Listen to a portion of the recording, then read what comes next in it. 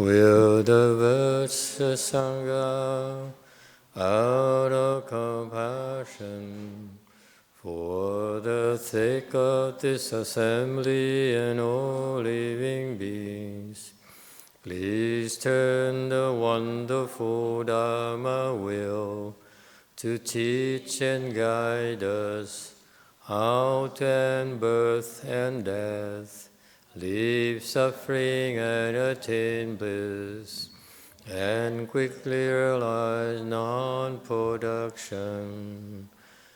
Cung tín đại đức tặng thịnh, vì thứ pháp hội cấp nhất thiết chúng sanh, thịnh chuyển diệu pháp luân giao đạo ngã môn, như há liêu sanh toán tư ly khổ đạt lạc, tất chứng vô sanh. Homage to the Blessed, Noble, and Perfectly Enlightened One. Namo Saranto Suchedo Ye Ola Hodi Samyao Sanputo Xie.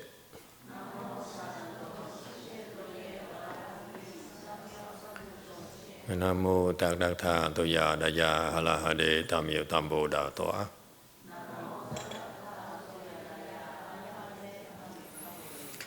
The unsurpassed, profound, subtle, and wonderful Dharma in 100,000 million aeons is difficult to encounter. Now that I am able to see and hear, I will receive and maintain it. I vow to fathom the thus come one's true and actual principles.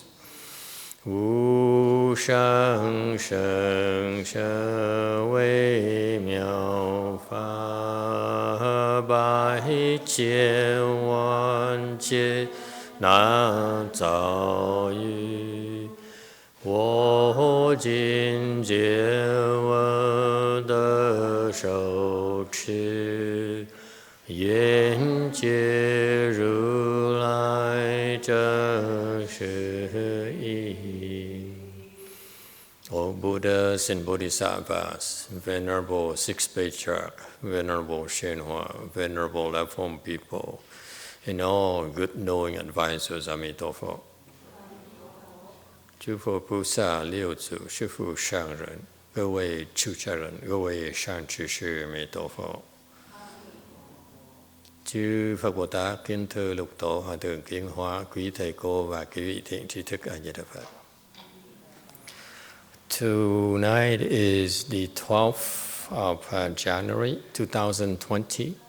We are gathered at Waymountain Temple in Rosemead, California to continue discussing the 6th Patriarch Sutra.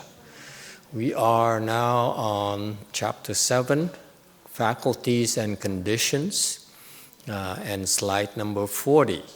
Okay. We've been explaining the sutra now for over a couple of years. Giảng kinh này hơn 2 năm rồi, right? Something like that. And we finally made it to chapter 7, and this is, we are going the area where the patriarch is teaching his great disciples. Tới cái phần này là phần Ngài đang dạy với những cái đại đệ tử của Ngài, những đệ tử nổi tiếng của Ngài. So at Sutra Text, at that time the 12 pure, wait a minute. Okay, there's one more on slide number 39. We've been talking about the conditions of Master Huineng meeting with the Bhikshuni無盡藏, endless treasury. So this lady here is ate 1 meal a day, and on slide number 39, 1 meal a day, never lie down to sleep, as per the 4th Patriarch's recommendations. This is according to Master YongHua. như ngài Tiến Hóa dạy đó, ngài biết rằng ngài nói là cái sư cô vô tận tạng này đó là ăn một ngày một bữa, không bao giờ ngủ, nằm xuống mà ngủ, như ngài Tứ Tổ đã dạy. So this tells you the fact that she ate only one meal a day, not lying down.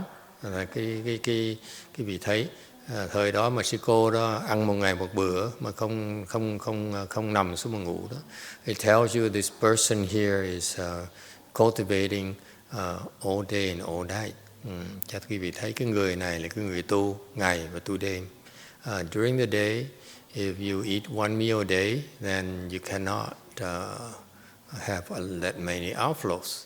Một ngày mà ăn một bữa thôi đó, quý vị không thể nào có cái lầu được. When you, for example, for normal people like you, mấy người tài gia như quý vị, you have a lot of affliction during the day. That's why you need to eat so much. Do người tài gia ăn nhiều bữa là tại vì quý vị có nhiều cái phiền não quá, thành phải cần ăn. You need to replenish and give yourself energy. Quý vị phải cần ăn để mà có cái sức mà làm việc. Whereas these cultivators, this Bhikshuni here, one meal is plenty for her. Mấy cái sư cô này đó là ăn một bữa là quá đủ rồi. And they typically eat before noon and finish would eat before and finish before noon as well. Ăn một ngày một bữa là bắt đầu trước ngọ và cũng ăn sau ngọ không ăn nữa. All right. So it's a form of practice and that when my master brought to this country years ago, when he first came to this country, đây cái pháp ngài Tiến Hóa đem tới cái xứ Mỹ này.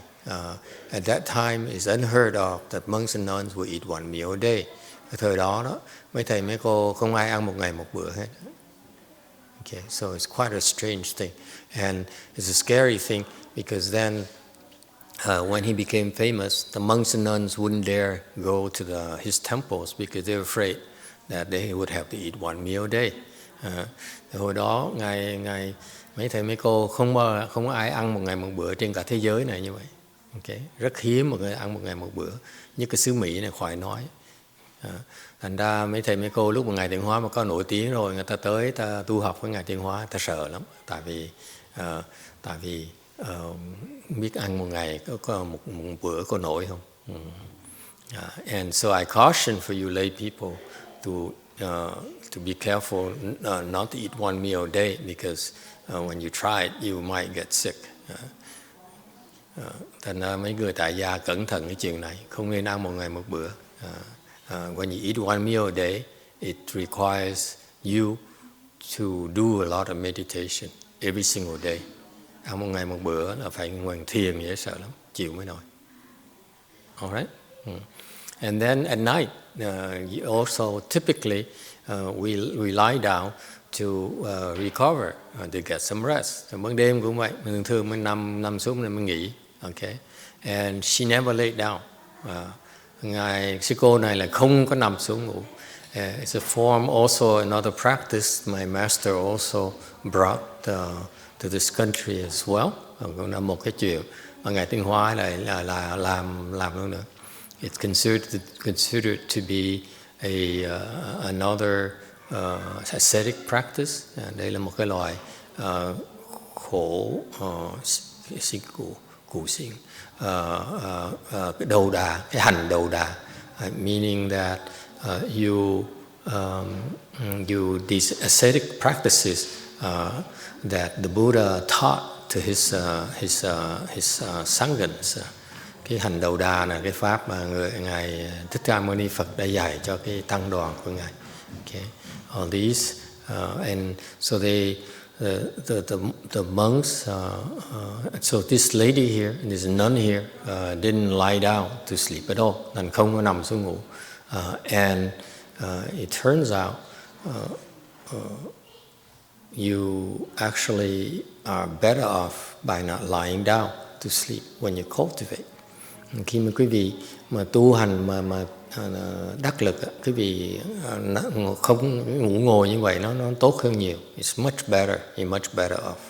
Okay. Again, it's not for lay people. Cái chuyện này cái người tại gia không nên làm. One of the major advantages that Master Hsuanhua's disciples found out, left home disciples, also lay people disciples. Một trong những cái lợi của ngủ ngồi of sit sleeping is that it reduces sexual desire. Nó bớt cái lòng dâm dục. Okay, so it's really important, especially for the Western diet and the Western culture. They're higher in sexual desire. That's why the sit sleeping really worked for his disciples. Thành ra cái văn hóa cái người Tây phương mình á, là ăn uống cái văn hóa người Tây phương mình nó đầy đủ quá, thành ra cái tình dục nó cao lắm. Thành ra những cái người đệ tử Ngài Tiến Hóa mà tu được là tại nhờ ngủ ngồi. So mấy người da trắng, nhất mấy người da trắng, ta ngủ ngồi ta tu mới nổi. So many of his Caucasian disciples who were sincere about cultivation and trying to make it as a monk or a nun, they all sat sleep, and that's how, and they would do it for decades, their entire career as monks and nuns. Thành ra nhiều đệ tử Ngài Tiến Hóa đó, cả đời họ là chỉ ngủ ngồi thôi. Okay, and it turns out if you get once you train yourself to how to do that, it's a wonderful method of sleeping, of resting at night. Nên khi cái vị mà luyện được cái công phu nào rồi đó thì nó rất là có lợi, rất là tuyệt vời cho những cái người mà xuất gia. Okay, it's hard because for personally it took me about 2 months no, not 2 months. When I first started, a monk told me that it would take 2 months to train it. Đối cá nhân thầy, từ đầu thầy cũng tò mò. Thì có ông sư kia ông nói với thầy là cần 2 tháng luyện mới xong. Took me 2 years. Thầy tập 2 năm trời tập mới xong. It's very difficult. Nó không dễ đâu. So, but then again, my master's Dharma is never easy. Nên cái pháp Ngài Liên Hoa không có gì dễ hết. Okay. Although her family was wealthy, she kept the precept of never holding money. Mặc dù gia đình của sư cô này rất là giàu, nhưng đều sư cô giữ cái giới là không có cầm tiền. That's one of the precepts for fully ordained monks and nuns. Mấy cái người xuất gia đó, thọ cụ túc giới rồi đó, thì họ có cái giới, trong cái giới của người xuất gia đó, là không có cầm tiền. We monks and nuns are not supposed to touch money. Okay, we cannot touch money. Người xuất gia không được đụng tiền. Okay, with our hands. Cái tay này không đụng được cái tiền. Yes, question in the back. How about the check and credit card? A check and credit card. Check and credit card is okay because it's not real money. Tiền giả thì sao? Như tiền cạc thì sao? Thầy nói tiền cạc là tiền giả, thầy không sao hết đó. But we still cannot touch money. So cashier check and money order okay? I don't know. There's the details in Vinaya that I'm not well researched, you know. Cái ngân phiếu thì sao? Thầy nói basically the monks and nuns are not supposed to touch money. So if you want to be really pure, you don't want even to touch a credit card or a check. Tại vì cái giới là người xuất gia là không được đụng tiền. Thành ra nếu quý vị muốn thiệt sự mà tu rất là thanh tịnh thì không cầm tiền, không cầm credit card, không cầm cái ngân phiếu gì hết đó. You don't touch it. Not even gold. Vàng không được cầm nữa. Okay. Or silver hoặc là đồ bạc này không được cầm luôn nữa. Alright. So that's why that's one of the precepts. Đó là một trong những cái giới đó. That's why in a Chinese system and trong cái hệ thống người Tàu, they have these red envelopes. Họ có mấy cái bao đỏ đó. because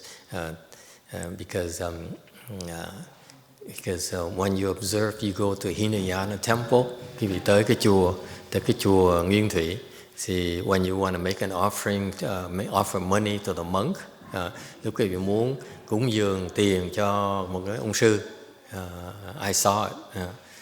They have this cloth here, they roll it out. Người Nguyên Thủy ấy, có cái miếng vải, họ cuốn tròn, xong họ gỡ cái vải ra, and so they roll out this cloth in front of them, and you're supposed to give them, put whatever money or whatever on that cloth, and they roll it up. Thì quý vị để tiền ở cái vải đó, xong họ cuốn cái vải lại, họ kéo tiền vào, so that you don't even come close to them, không được tới gần. Okay, but for us, Mahayana people, we like to simplify. Bên Đại thừa mình thì muốn giản dị hơn một tí. We don't use cloth like that. Không dùng cái miếng vải như vậy. So that's why in the Chinese system, when you polite and you make an offering of money to the monks and nuns, and you put the money in an envelope, a red envelope, some kind of envelope. Thành ra người Tàu rất lịch sự. Người ta để cái lúc mà cúng dường đó, ta để tiền trong cái bao đỏ đó, so that when you give to the monk and nuns, they can receive it because they're not touching money. As long as they're not touching money, they can receive your offering. Thành ra cái người trong hệ thống người Tàu, khi quý vị cúng dường bằng tiền cho mấy thầy mấy cô đó, tại vì cái tiền được baoในcái bao đỏ, thành ra người ta có quyền nhận cái đó mà không phạm giới. Okay. And what they do after they receive the red envelope, we don't know. Khi bỏ tiền mà nhận cái báo đỏ rồi làm gì với tiền mình không biết được. Because they still can't touch it, vẫn chưa đụng tư. So I'm sure that the pure monks will have piles and piles of red envelopes that's unopened. Tại mấy ông sư mà thiệt sự thanh tịnh đó, thì chắc chắn là có biết bao nhiêu bao đỏ mà chưa bao giờ mở ra hết đó. Yes, question, Green. I heard some people say in Korea that it's better the followers, the lay people, take care of the money part than the monks. Is that a good way to handle the temple's financial? Is that a good way to have lay people handle money for the monks? Câu hỏi là bên in Korea, that's what they believe. And Hàn ta tin là để người tại gia ta lo cái tiền. It probably has its origin.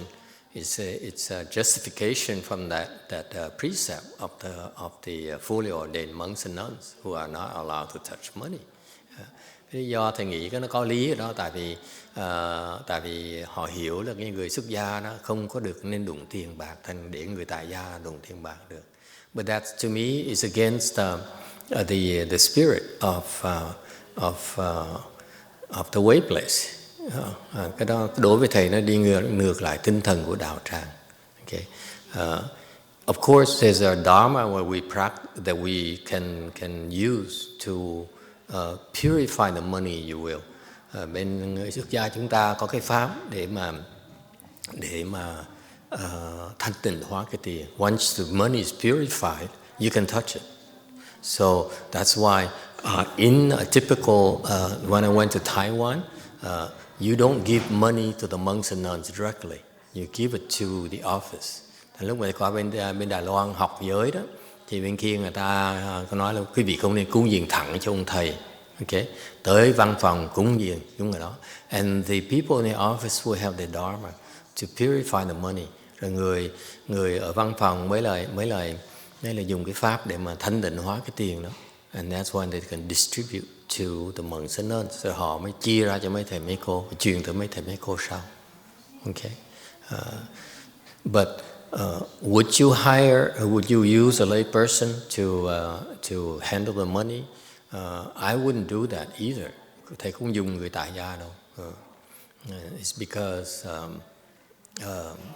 it causes problems. Nó tạo vấn đề. Okay. Meaning that I came from American corporation, and so we control money very tightly. Trước đây đi làm việc đó, là làm cái chuyện tài chánh, thành ra cái chuyện tiền bạc rất là kỹ. Okay, so we have checks and balances. We have the things in place to make sure the money is not misappropriated. But the temples don't have that. Cái chùa nó không có cái phương pháp mà cầm cái tiền. So for me, to have a lay person control money for the temple is a bad idea, because they can, for example, they can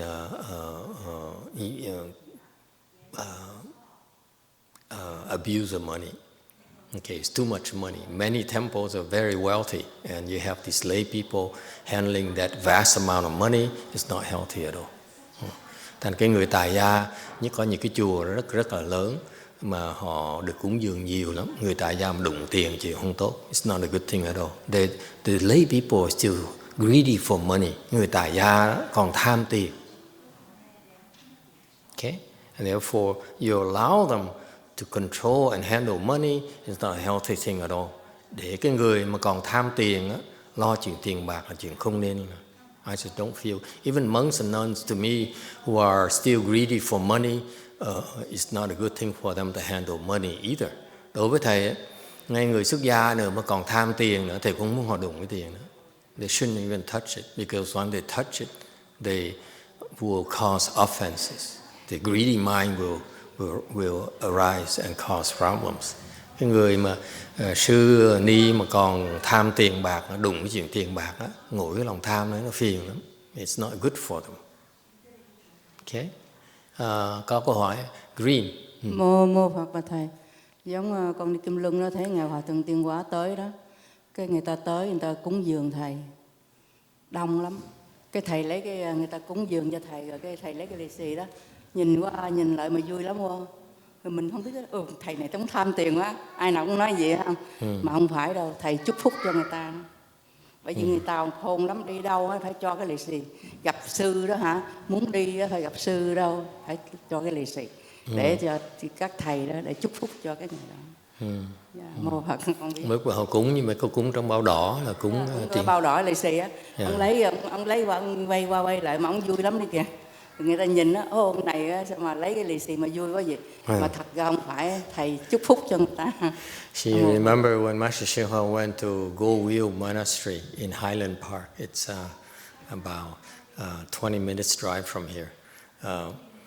And that's one of the first way places for him in down south, southern California. Lúc trước mà Ngài Tiên Hóa tới cái chùa Kim Luân là cái trụ sở đầu tiên Ngài Tiên Hóa dưới Nam Cali này. And Gujin says people would give him these red envelopes. Rồi có những người đưa cái bao đỏ đó. And she says Master YongHua would take one red envelope and look back and forth like that. And then people would say, oh, that monk is so greedy for money. He's counting money now. But Gujin's interpretation is different. Would you like to hear my interpretation? Muốn nghe thì nói cái nhìn của thầy sao? Biết tại sao ông xoay qua sau tới không? Why does he flip it like that? Because about $1 or $2. He says, $1, still $1. Thầy ông là ông nhìn, he doesn't need to open. He said, oh, it's only $1. It's why the other side, oh, it's still $1. Ngài đâu cần mở ra cũng biết. Trong nó có $1, xong quay phía bên kia có phải $1, có đồng này khác không? Đấy là cũng $1 thôi. And he says, what a cheapskate this person is. Người gì mà bần tiền quá. It turns out, by the way, I went to Hong Kong. Thầy qua bên Hong Kong đó. The Hong Kong is a very advanced society. Their income level is about the same as Western Europe, supposedly. Cái lúc thầy qua Hồng Kông đó, cái họ giàu lắm, cái trình độ giàu nó giống như bên Âu Châu vậy đó. And I would go to a few temples, tới vài cái chùa, would follow this monk here, who gave me a free room. Ở cái chùa kia ông thầy dẫn đi coi, so he would parade me to all his temples, say, hey, see, I have this monk coming to visit me and so forth. Ông thầy cái lợi dụng thầy đi đâu cũng đem thầy theo để mà khoe là tôi có sư tới ở chung với tôi, ha? Because he's one by himself. Ở cái chùa của ông mình thôi. So amazingly, in Hong Kong, every Buddhist disciple that sees you, they come over and give you a red envelope. Hồng Kông là lắm, mấy Phật tử là ai gặp cái vị cũng tới cúng một cái bao đỏ ấy. Everyone, virtually everyone. I was so happy. At that time I was very poor, hồi đó thầy nghèo dễ sợ lắm. Thành nó thấy you have like 20 of these red envelopes. 20 cái bao đỏ chét à. You know? It's fantastic. My eyes, wow. Thành mắt mình nó sáng rực ra. And then and I put it in my pocket and so cái bao mình ở trong nó phồng ra luôn. I was so happy. And when I couldn't wait to go back to my room, thầy lúc mà được lén về coi thử, I opened it. Okay. $1. It's $20 that I got. Of all the red envelopes, it's $20. And so I didn't know. I found it very funny. Hồi đó thầy không hiểu, thầy lạ. First time in Hong Kong, I never thought that the Hong Kong people would give $1 to a monk. In America, even if we give money to a beggar, we don't dare give him $1. It's insulting, you know. Ngay ở xứ Mỹ này mà mình cho người ăn mày này, mình cho đồ mình mắc cỡ dễ sợ, đúng không? Thấy mắc cỡ kỳ quá. But apparently the Hong Kong people, I heard from the other Taiwanese masters, they also said the same thing. It's so surprising. I don't want to go to Hong Kong anymore. One Chinese monk told me, a big shot told me, these people, they're so impolite. They give you $1. He made his face, he give you only $1. Có ông sư kia cao hà lắm, nói ông giận lắm, ông nói với thầy, dân Hồng Kông kỳ cục lắm, qua kia cúng dường nó bỏ bao đỏ, bỏ con đồng à. In Taiwan, it's very insulting. Đài Loan là nó giận dễ sợ. Okay, but actually I was curious. Thầy lạ dễ sợ lắm. Okay, I was curious. I opened every single one and red envelope. Okay, they're all $1. Tất cả bao đỏ đều là $1. And except for one, that's $50. Yeah, because that lady, I taught her how to deal with her meditation problems. Có một cái bao kia là $50 là tại vì cái cô bà đó she gave it to me. He said, no, this is me. Put, you know, he said, and she made sure that I recognize it's the envelope. That her envelope is different. Cái bà đó sau khi thầy dạy thiền rồi, bà đưa thầy cái bao đỏ đó, bà nói đích thân đưa bao đỏ, mà cái bao đỏ nó khác những bao khác nữa. Bà nói cái này của tôi, thầy giữ cái chưa? Em biết là $50, dạy thiền cũng $50. And I found it so funny. So you know what I did? To remember what I said, when you go to Rome, you behave like a Roman. You go to Hong Kong, behave like a Hong Kong. Nhớ thầy nói không? Trung dung của mình là mình đi tới đâu, mình giống như làm dân bản xứ. So what did I do? I went back, since I knew it's all $1 bills. Okay. After that, whoever gave me a red envelope, I would quietly go to that monk's temple and put it all back in his donation box. Thầy cũng ngặn lắm, biết rồi nó kỳ cục như vậy, mình bao nhiêu bao đỏ mình trả lại hết cho cái ông sư mà cho mình ở miễn phí đó. Yes sir, question about. Yeah. Just a little correction from yesterday. Filio doesn't really mean, filios in Latin means child. So So I was trying to research my own way, and I was reading the Catholic Latin Bible, and they This say, guy is Catholic, you know that? He comes here for over a year now, he's still Catholic. This is worse than giving $1 bill. Cái ông này ông hỏi mà thầy Đức cười lắm, mà ông này tới hơn cả năm trời vẫn Thiên Chúa giáo như thường. Ông nói tôi thích nghe thầy nói thì tôi là Thiên Chúa giáo, thầy là Phật giáo.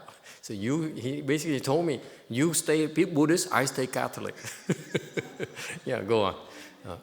So I don't know, in English, there's a direct translation from like what it means of because in English it says honor your father and your mother, but Yes. in Latin it says honora patrum tuum et mater tuam.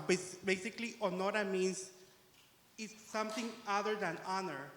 In Spanish we say honra, which is actually higher than honor. So I just wanted to clarify that. What? In Spanish, what's that? Honra. Honra tu padre. Hombre. Honra. Hombra. Yeah. How do you spell that? Honra. Honra.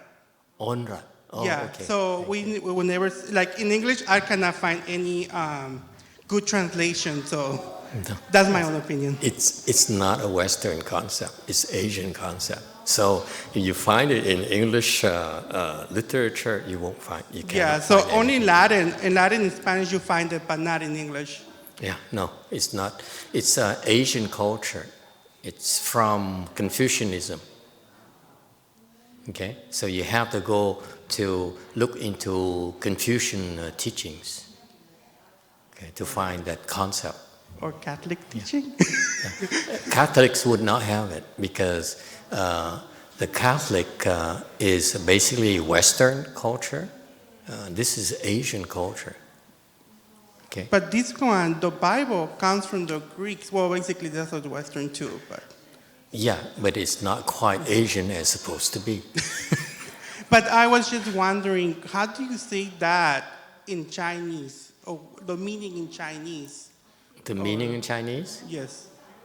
The Chinese, the meaning is there in the word already, xiao. Xiao. That word xiao has all the meaning in the culture already.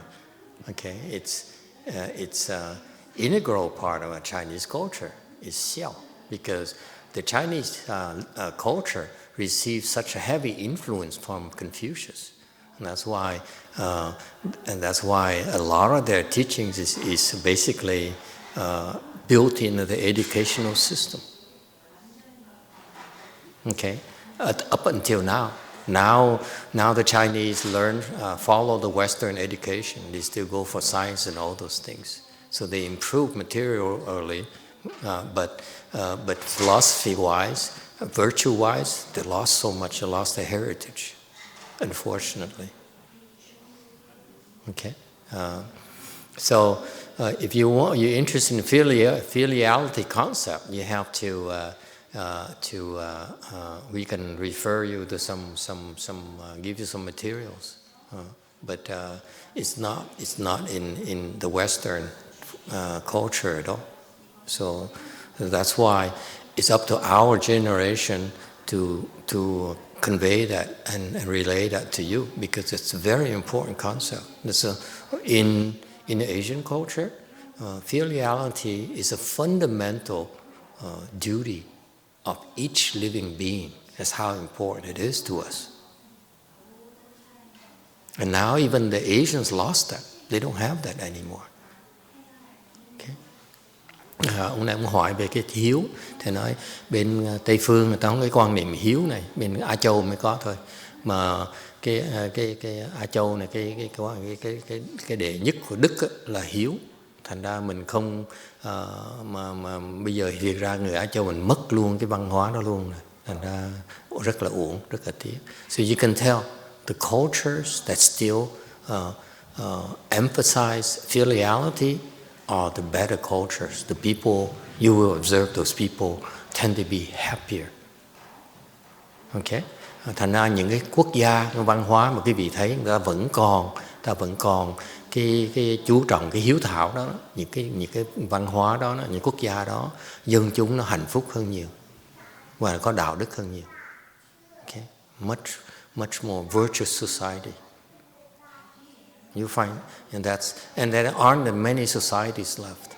Okay, bây giờ không còn bao nhiêu cái xã hội như vậy nữa. Right?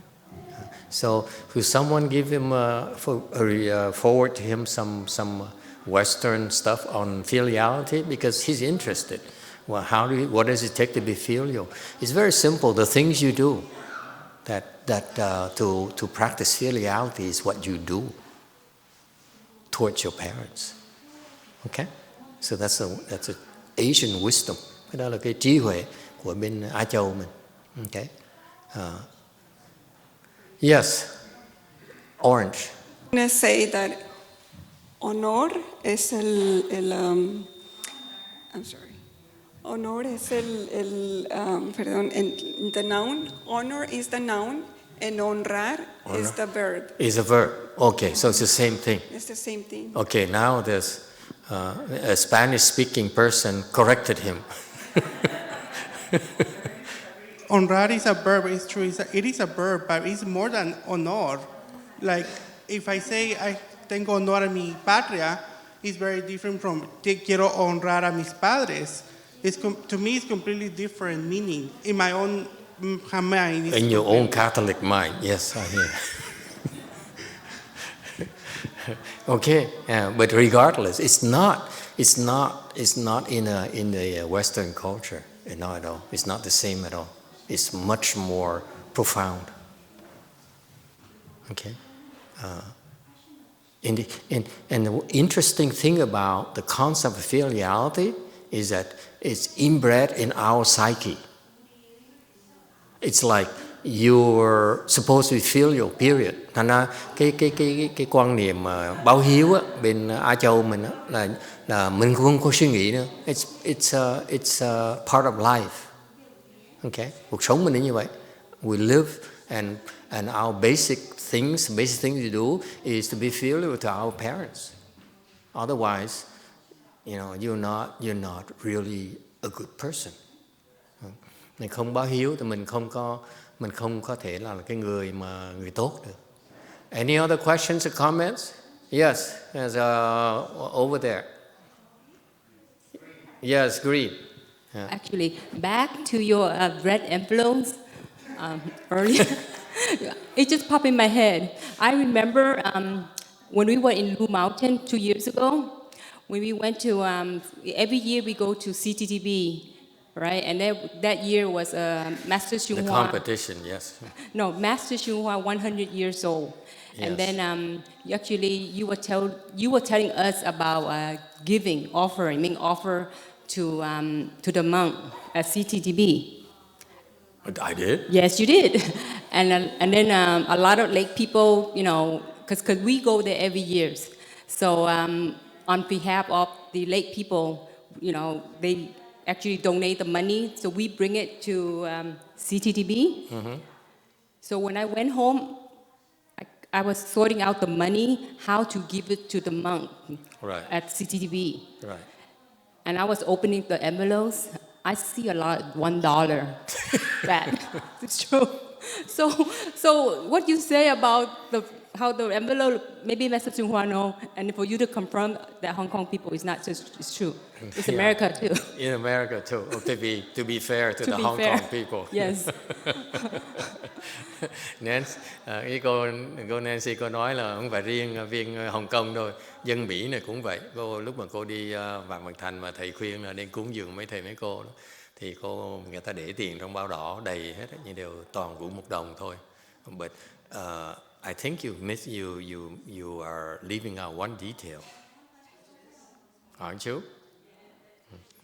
The $1 bills here in the U.S. is slightly different. They do it slightly differently. Thầy nói là cô Nancy cô quên một cái chi tiết này, cái bao đỏ $1 ở xứ Mỹ nó khác bao đỏ bên Hồng Kông tí. I know the difference. You don't know the difference? No.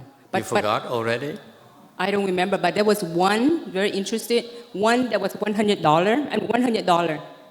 Yeah. 100 bill. Right. And I with that 100, only one person that gave $100, but that person ordained last year. Yeah. become a monk. So it's good. Became a monk Became at a our monk. temple? Yes, one person.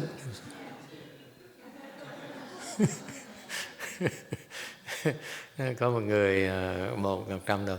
What happened here is the red envelopes in the US is different. Cái bao đỏ 1 đồng ở xứ Mỹ nó khác một tí. Would you like to know what the difference is? You have to do it right. Xứ Mỹ nó họ cho 1 đồng nó phải làm cái and see, you're right. We agreed for money. Let's face it. Mô Phật và thầy, con tối nay con mới nghe một đầu tiên mà người ta lấy cái lì xì 1 đồng mà người ta dám cho thầy là ngọ tiền không dám. Mẹ ngọ đó, má ngọ đó hả? Mỗi lần bà đi cúng dường mấy thầy hả, 200 với 400. Trời ơi, tôi thấy nóng quá. Hồi đó mình không biết đạo. Má cho nhiều quá vậy? Con không biết đâu, đừng có nói.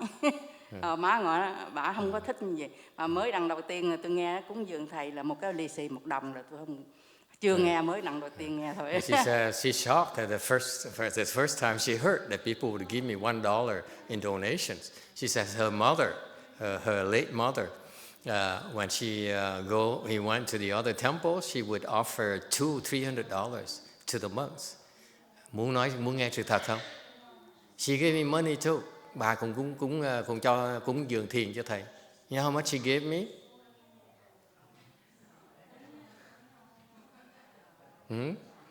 Không biết không? Would you like to know? She gave me money at Lưu Mountain Temple, tới chùa Lưu Sơn Tự đó. I still remember she sat in this wheelchair, có ngồi đấy xe lăn đó. Okay, he said, you look at me and said, okay. Má ngọ đó, không, đó cô Lan nè, cô đẩy má ngọ đi nè, con ngọ còn nhớ nữa. Mà cổ đâu có thích đẩy đi đâu. Má ngọ muốn lấy 300 cho 200 đó mà bà không được. Nhất định bà lấy đưa 100 để cho má ngồi cúng dường. Bà này nè. Exactly. She didn't give me $200, $100. I still remember. Đừng có nói xạo. Cúng mấy chùa kia là 200-300, cúng với thầy 100 đồng thì vẫn nhớ. I still remember. $100 only?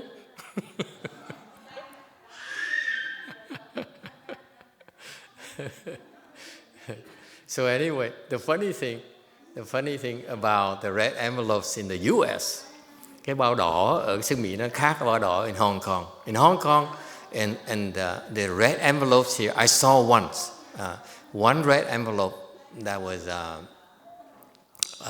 here in the US. They folded like 6-7 times, so it's so thick. Gấp lại 5-6 lần thành cái bao nó dày cộm mà. Anyway, it's not funny. Yes, I have another question over here. Còn câu hỏi không? No, she has no questions. Okay, anyone else? Yes. Give her a microphone. Black. Well, I personally knew somebody, and I find this, I think it's a very bad, if anything, culture in Asia and related to faith. Like I knew somebody who wouldn't go to a temple just because he didn't have money to offer. He would only go to a temple if he has like $10, $20 to drop it into the donation box. Uh-huh. And then from a Buddhist point of view, it's very bad because you go to the temple to make blessing, to bow for yourself. Mm-hmm. It's not the money. And if you are being attached with the money, especially a lot of our Asian culture, just because of $1 you don't give the donation, that's not helping yourself. And you are, every time you are insisting about the amount, you're increasing your attachment with money and your greediness and all those things. So I should be counting money. Oh my God. I'm sorry, I'm not talking about you. You are our great master. You're always right. Yeah. Some people know. In general, it's kind of funny. And I explain to you why. I will explain to you why. I understand why the Hong Kong people are like that. They're very smart. Thầy nói cái gì nghe? Họ hơn người Hồng Kông họ khôn lắm. You know, they're very smart. That's a very smart thing to do. Khôn lắm. Because if you give money, even $1 to a enlightened monk or nun, khi cho $1 thôi á, một cái người giác ngộ rồi á, just $1, your blessing is far greater than you give $1,000 to a low-level monk like me. That's the truth. Sự thật á, nếu như quý vị cúng $1 thôi cho một cái người mà giác ngộ rồi đó, cái phước nó lớn dễ sợ, lớn hơn là cúng $1,000 cho thầy. Chúng mình thầy Cả Lâm, and you give money to a non-enlightened monk, it's not a good thing to do. Not very beneficial. So that's why they're smart. They spread it out. Wherever they go, they see a monk. Oh. Everyone, wherever they go, I noticed that. Every single one of them, they gave a red envelope to every single monk and nun in person. Họ hay, họ khôn lắm. Họ gặp người xuất gia, bất cứ ai người xuất gia ni hoặc là sư đều cúng một cái bao đỏ hết. Everyone. Okay? That's very, very Hong Kong because they're sharp. They say, I'm going to spread it out. Họ khôn lắm, họ chia ra như vậy lời hết. If you understand it that way, I would do the same thing. It makes more sense. Okay? And họ chia ra có lý dễ sợ lắm. Okay? I have nothing against it. I'm not against that at all. It's pretty smart. Khôn quá. Yes? Black. Based on what you're just saying, so for example, when let's say when I help people give donation to, let's say, 10,000 Buddha temple, and people, different people give me money, right? Mm-hmm. And let's say if I take all the money, and if I were to put all the money into one envelope to give it to one monk, then that's not very benefiting to everybody else. But if I take all the money, divide it into $1, and give it to all the different sages that I see, then everybody who chip in the money would get the benefit blessing from all the monks that I send the money to? I don't know. Too complicated for me. Let's not create a new trend here. Thôi nói bây giờ mình lấy, mình chung xong mình chia ra, mình chia hết tất cả đồng đều thì nó sao? Thì nó thôi đừng có làm rắc rối quá. Yes, Brady, did you have a comment? Give him a microphone, please. Green, yes. The difference between what Daniel was referring to, honor, and what was the Spanish term? Honra? Honra and honor. Well, in English, you could say the honorable one, and you also could say the renowned one. And it seems as though the term renowned means more popular, more widely recognized as being honorable. Sort of like how we refer to Buddha, world honored one versus the honorable gentleman. Mm-hmm. Yeah, but it's more than honor. Filial is more than honor. Okay, much more. Filial is to make sacrifices for your parents. Cái báo hiếu nó không phải là mình chỉ kính trọng cha mẹ mình không. Báo hiếu là mình hy sinh cho cha mẹ mình. All right. So going back, any other comments? Ai có thắc mắc gì không? So she says she kept the precept of never holding money. Chị cô này không giữ tiền. Okay. And Master Shenhua disciple, very famous Master Heng Shuo, still doesn't touch money. Ngài đệ tử mà nổi tiếng Ngài Tiên Hóa là Ngài Hằng Thật đó, là cũng không giữ tiền. He still is not holding, he's not touching money.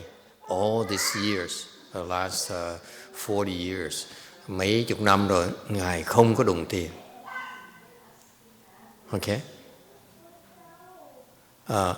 And to me, how practical is that? Thầy thắc mắc chuyện này là cái đó nó có thiệt sự nó có lý là không có lý. Tại vì we live in a city. Mình ở trong cái thành phố này. You go to take a bus, you have to pay to get on the bus. Mình đi xe bus, he used to take a bus often. Hồi trước thầy thành thật phải đi xe bus. How are you going to pay for the bus fare? You don't touch money. You put it in a red envelope. Mình đi xe bus xong sao mà mình trả tiền xe bus bây giờ? Huh? I don't think it's practical at all. Nó không có gì đó khó mà làm lắm. Okay. So I feel that this is a Hinayana practice. Đối với thầy thấy cái này là một cái pháp tu tiểu thừa. Okay, purity is in your mind. Purity, even if you touch money but your mind is not greedy, then it's perfectly okay. Tại vì nếu như mà quý vị cái thanh tịnh ở trong cái tâm của mình, những cái tâm quý vị mà đụng tiền, cái tâm quý vị không tham lam, cái đó là thanh tịnh. Okay, but if you touch money through that envelope and you still are greedy for it, ngược lại, nếu như quý vị cầm cái bao đỏ tiền ở trong, okay, mà ngồi mà xích xoa nó trời có 1 đồng mà, you feel it, and say, oh my God, it's too thin, it's probably $1. Nếu cầm cái bao đỏ mà giờ mình không cầm tiền đó, mình thấy nó mỏng quá, chắc 1 đồng. Or here in the US, you see a red envelope is that thick, you know, oh, it's $1 for sure. If you have that kind of greedy mind, whether you're not touching money or not, it's still not a good thing. Mình không cầm tiền, cầm cái bao đỏ mà còn cái lòng tham lam thì có hay gì đâu. There's nothing good about it. Okay, these precepts are designed for us to look at our greedy mind. Những cái pháp này, những cái giới này để giúp cho cái người tu hành đó, thấy cái tâm tham của mình. Okay, money is very important to us. Cái tiền nó quan trọng dễ sợ. Who doesn't need money? Ai cũng cần tiền hết đó, right? And therefore, this precept is meant for us to help rid ourselves of greed for money. Thành ra cái pháp này là cái pháp để mà giúp chúng ta bỏ cái lòng tham tiền. Okay, and I personally don't think much of this precept at all. Đối với thầy cái pháp cái giới này nó không quan trọng. I wouldn't even bother telling my students to keep this precept. Học trò thầy không thèm dạy cái pháp này luôn. Because it's not practical. Nó không có lợi gì hết. Okay? Let me put it this way. Thầy nói cái vị nghe nè. This precept you observe it so that you see your greedy mind. Mình giữ cái giới này á, để mình thấy cái lòng tham mình. You look at the envelope and say, oh, it's not much money here. Oh my God, all these envelopes are all $1 bills. It shows how greedy you are. Mình cầm cái bao đỏ, mình thấy cái lòng tham nó ở cái này tiền bao nhiêu trong đó. Okay, and that helps you look at yourself. Okay, but if you cultivate, eventually you get rid of that greedy mind. Bắt đầu mình tham, như để mình tu từ từ mình bớt lòng tham. Why do you keep on holding this precept or holding money? Hết cái lòng tham rồi mình giữ cái giới, không cầm tiền làm cái gì? What's the point? Mình giữ cái giới không cầm tiền làm cái gì nữa? It's useless. To me it's useless. Đối với thầy chả có nghĩa gì hết. And that's why I consider this to be Hinayana practice. Đối với thầy cái này là cái pháp tiểu thừa. It's not necessary. Initially, it's a good thing, but eventually, you should get rid of it. There's no need to worry about it. Tại sau này không còn ý nghĩa gì nữa hết. Okay? All right? Questions or comments? Ai kiến thắc mắc gì không? But definitely, I would rather not have lay people handle the temple money. It's not a good thing. Đối với cá nhân thầy không thích người tại gia đụng cái chuyện tiền bạc của chùa, không tốt, not good. Yes, Green. On the text there, it says that she studied, recited the True Sutras, and died setting out meditation. So my question is, would that go against the Buddhist practice of killing yourself or committing suicide, or how would that work? These Catholics are something else. Ông nói, but thank you for asking the question. I wanted to move on, so the timing is perfect. When you talk about money, you can't win. Ông này hỏi câu tiếp thì mừng quá, thầy nói trời ơi, mình nói chuyện tiền bạc là mình chắc chắn ai cũng nghĩ là mình tham lam thì mình né tránh nó hay hơn. Ông hỏi câu tiếp. So she studied and recited sutras industriously. Cái bà sư cô này đó học và tụng kinh rất là tinh tấn. Okay, that's what also monks and nuns are supposed to do. Đây là cái chuyện mấy sư cô và mấy thầy cũng nên làm. We're supposed to study and recite sutras diligently. Mấy thầy mấy cô phải nên tụng kinh và nên nghiên cứu kinh. Because as a monk and nun, we're supposed to speak Dharma. Tại vì cái người sư đó phải nói Pháp. Okay? And the Dharma is the Dharma that the Buddha spoke, not worldly Dharma. Thành cái Pháp này là cái Pháp mà Đức Phật dạy. In order to speak the Buddha's Dharma, you need to study and recite those sutras. Rồi quý vị muốn nói Pháp thì phải nghiên cứu cái kinh và tụng kinh. Okay, that's important part of the monks and nuns training. Đó là người xuất gia phải làm cái chuyện đó. Okay, the monks and nuns nowadays no longer study sutras. Hiểu như cái phong trào là không còn nghiên cứu kinh điển nữa. They only speak about things that the lay people want to hear. That they can hear the same thing from the churches. They talk about success, they talk about love, they talk about happiness. Okay.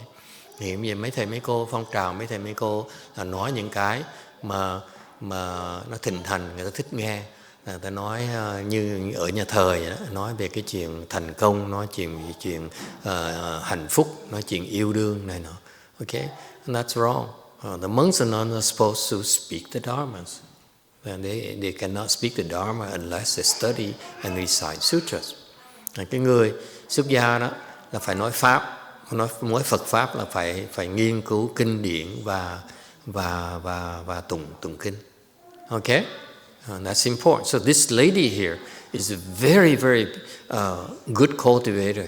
Cái cô này tu hành rất là tinh tấn, rất là giỏi. She's a very pure nun, một cái người rất quá giỏi đi. That's how when someone like that, when you meet someone like that, you cannot fool them. Cái người mà người ta tu hành như vậy, mình không thể gạt người ta được.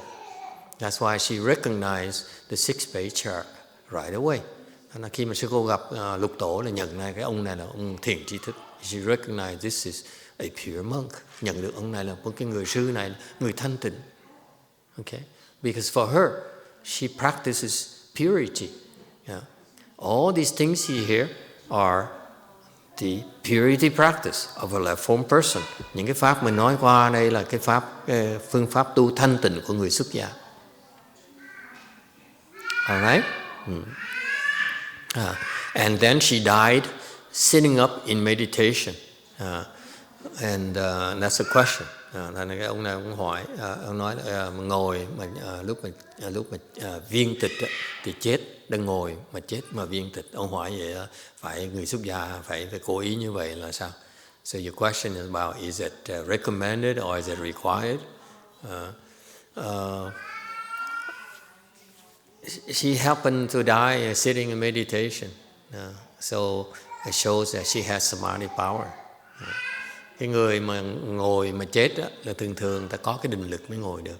You need to have samadhi to be able to die while sitting up.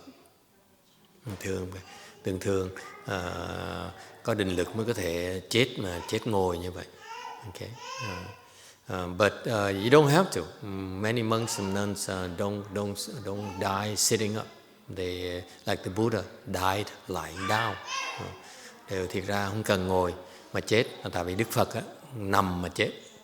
Okay, it's not required, but it shows that this lady, this nun is very pure. Và sư cô này rất là thanh tịnh. And to me,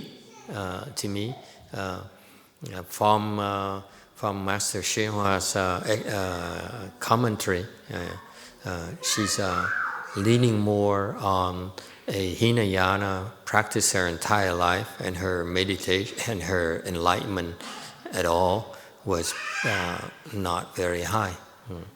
Thành ra nhìn cái này thấy là cái pháp sư cô này tu là pháp tiểu thừa, mà khi đắc giác ngộ đó, đại giác ngộ thì cái giác ngộ trình độ thấp, thành ra vẫn chưa đổi. She never really changed her ways. All right. Next, many days, many years have passed and her body still has not decayed. Và nhiều ngày, nhiều năm đã qua mà cái thân vẫn không có hủy hoại. Okay, that's samadhi power right there. Định lực như vậy. Because she was vigorous and worked hard in cultivation, had no sexual desire, her flesh transformed into indestructible vajra. Tại vì sư cô rất là tinh tấn và tu hành rất là giỏi, không có cái tham dục, thành ra cái nhục thân cô biến thành kim cang. Okay. And that's right there. It's Master Shenhua certification that she was enlightened.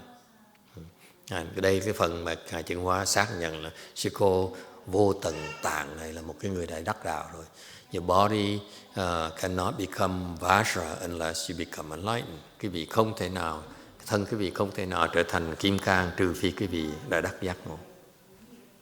Questions or comments? And finally, nói cái việc, she's in like this her entire life. Quý vị để ý, sư cô vô tận tạng này, cô tu cái phương pháp cả đời của cô như vậy luôn. Okay. And she wasn't enlightened when she met with Master Huệ Năng. Thì lúc mà sư cô gặp Ngài Huệ Năng đó, thì cô chưa đắc giác ngộ. And after receiving instructions from Master Huệ Năng, rồi sau nhờ Ngài Huệ Năng giảng cho nghe, she came back and continue her practice. Cô trở về tiếp tục cái tu hành tiếp. Okay.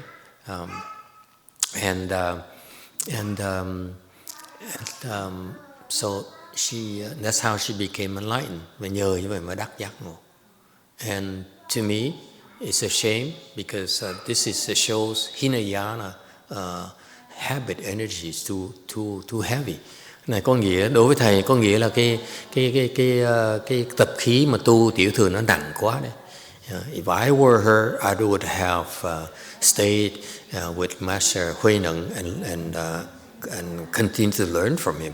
Thì đối với cá nhân thầy, mình gặp người đại thiền trí thức như Lục Tổ Huệ Năng, Ngài có cái trí huệ như vậy, Ngài giảng mình có những cái mà mình không hiểu được cả cuộc đời mình rồi. Mình trong một giây lát Ngài giảng xong hết rồi. Tại sao mình đi học tiếp mà mình trở về mình tu làm cái gì? I would stay with him instead of going back to my corner and practice. That's Hinayana right there. Thành ra cái đó là cái tập khí của nguyên thủy vậy đó. Okay. These people, that's how they've been practicing lifetime after lifetime. Những cái người như vậy họ tu cả đời, họ tu đời kiếp họ tu như vậy rồi, thành họ vẫn có cái thói như vậy. Okay. It's missed opportunities, cơ hội ngàn vàng mà bỏ uổng dễ sợ. All right. Any questions or comments? Anh Kiến thắc mắc gì không? Okay. Now on slide 40, we go back to the text on the 6th Patriarch Sutra. Tấm 40 là trở về lại cái bản văn của bên kinh Lục Tổ. Sutra Text. At that time, the two dwellings of the ancient Baolin temple, which had been abandoned by war and fire at the end of the Sui dynasty, were rebuilt on the old foundation. Sư Baolin Gu Sư chỉ ở Gu Sư ancient, yeah. Chư Sui Mô Binh Hồ Ỷ Phê Sui 岁语误记中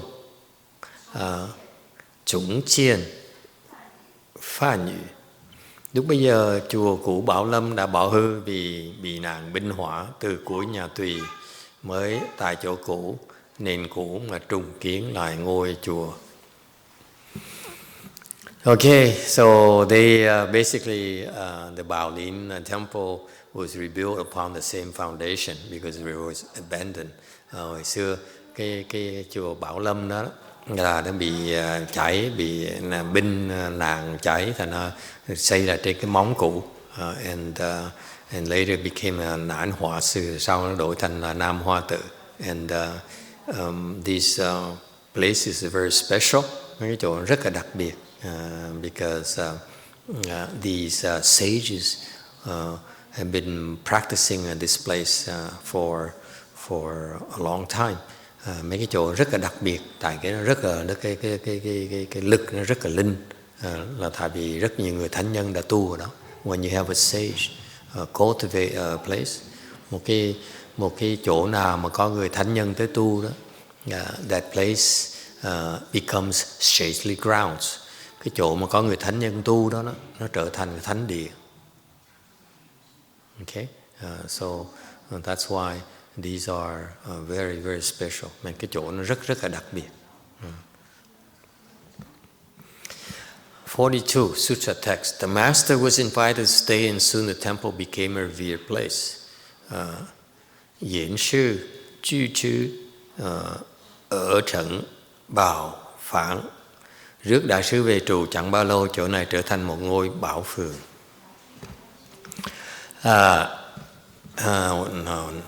43, commentary. He was invited to stay there at the Baolin temple, the Jewel Forest temple, and soon the temple became a revered place. Người ta họ thỉnh ngài tới đó trụ trì ở đó, mà không bao lâu thì chỗ đó, cái chùa nó trở thành một cái nơi rất nhiều người sùng kính. So a lot of people came and practiced under him. Rất nhiều người tới tu ở dưới trướng của ngài. Okay, and Master Hsuan commentary was, ngài Tiến Hóa ngài nói rằng lots of people protected him. Hồi xưa có những người ở xung quanh ngài lục tổ để bảo vệ cho ngài. Master Tung Yin brought several hundred disciples. Ngài một cái sư tàu có đem mấy trăm người đệ tử. Close to 2,000 people there. Several hundred are Sanghas. Ở đó có gần 2.000 người, có mấy trăm người là người xuất gia. Many people made great sacrifices, donate, những người hy sinh để mà cúng dường, and help build to house several thousand people, và xây chỗ để mà chứa được mấy ngàn người luôn. Okay, so that's the tradition of the Chinese patriarchs. Nên là cái truyền thống của mấy cái tổ sư người Tàu tới như vậy. Alright, and that's why Master Hsuan brought the same tradition to this country. Ngài Tiến Hóa cũng đem cái truyền thống người Tàu như vậy. Okay, and that's why he bought, Master Hsuan bought a lot of way places, a lot of land in this country. Ngài Tiến Hóa ngài mua rất nhiều đạo tràng, ngài mua rất nhiều đất ở xứ này. And he says in the future, these places, these properties will be way places for people to come and practice. Trong tương lai, ngài nói, trong tương lai những cái đất đai, những cái của cải này sẽ là những cái đạo tràng để sau này có người tới ta xây đạo tràng lên ta tu hành. Alright, questions or comments? Cái kiến thắc mắc gì không? Number 44, Sutra Text. He dwelt there a little over 9 months. When he was once again pursued by evil men, the master hid in a mountain in front of the temple. Shu chu chiu yue yu rì you wei hei er dang xun chủ. Sư nài tuần yu chiến san. Sư ở chùa này hơn 9 tháng là bị bọn ác nhân tìm theo. Sư bèn lánh mình ẩn trong núi phía trước chùa. It's not easy, on number slide 45, it's not easy to be a patriarch. Muốn làm tổ sư nó khó lắm. People don't like you, they're jealous of you. Người ta không thích quý vị, người ta ganh tị cùng quý vị. Okay, and the evil people pursued him after they found out that he was there. Thì sau khi mà những ngài ở đó một thời gian đó, thì mấy cái người mà kẻ thù ngài rượt tới, biết tức là rượt tới. Okay, they came, many of them came tới. Master YongHua says several hundred of them came, showed up like an army. Ngài Tuyên Hóa ngài kể là hồi đó cả mấy trăm người tới cùng một lúc luôn, giống như nó lập một cái binh làm người ác, nó tới nó dí ngài Tuyên Hóa. Okay, and the worst enemies are actually the monks and nuns. The monks, mấy cái người kẻ thù mấy ông tổ sư toàn là người sư không à.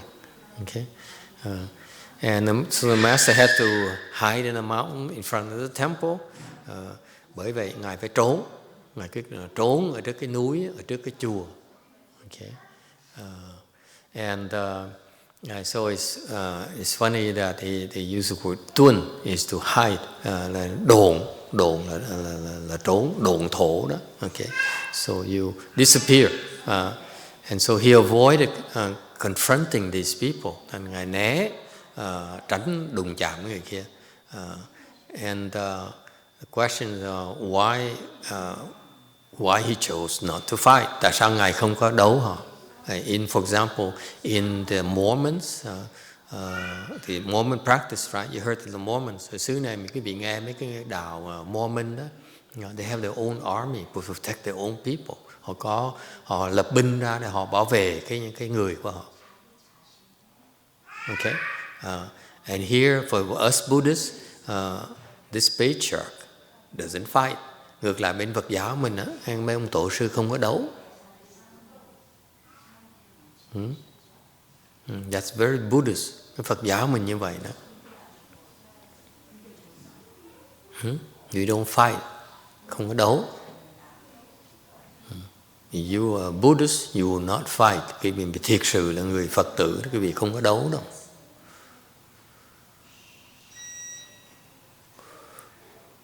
Any comments about the fact that you are really a Buddhist, you will not fight? Muốn nhắc lại, có ai có muốn mà bình luận gì không? Thì nói là nếu vì thiệt sự là người Phật tử sẽ không có đấu. You don't fight your husband, không có đấu với chồng mình. You don't fight with your children, không có đấu với con mình. You fight with your brother and sisters, không có đấu với anh chị em mình. No problems? Black.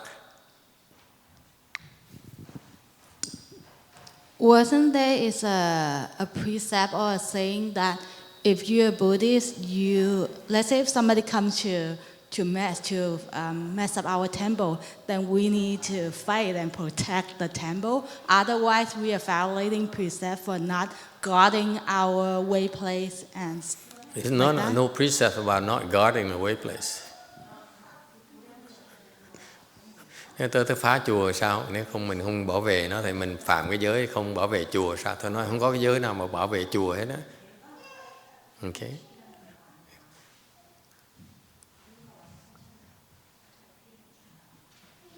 That's it? Okay, now we move on.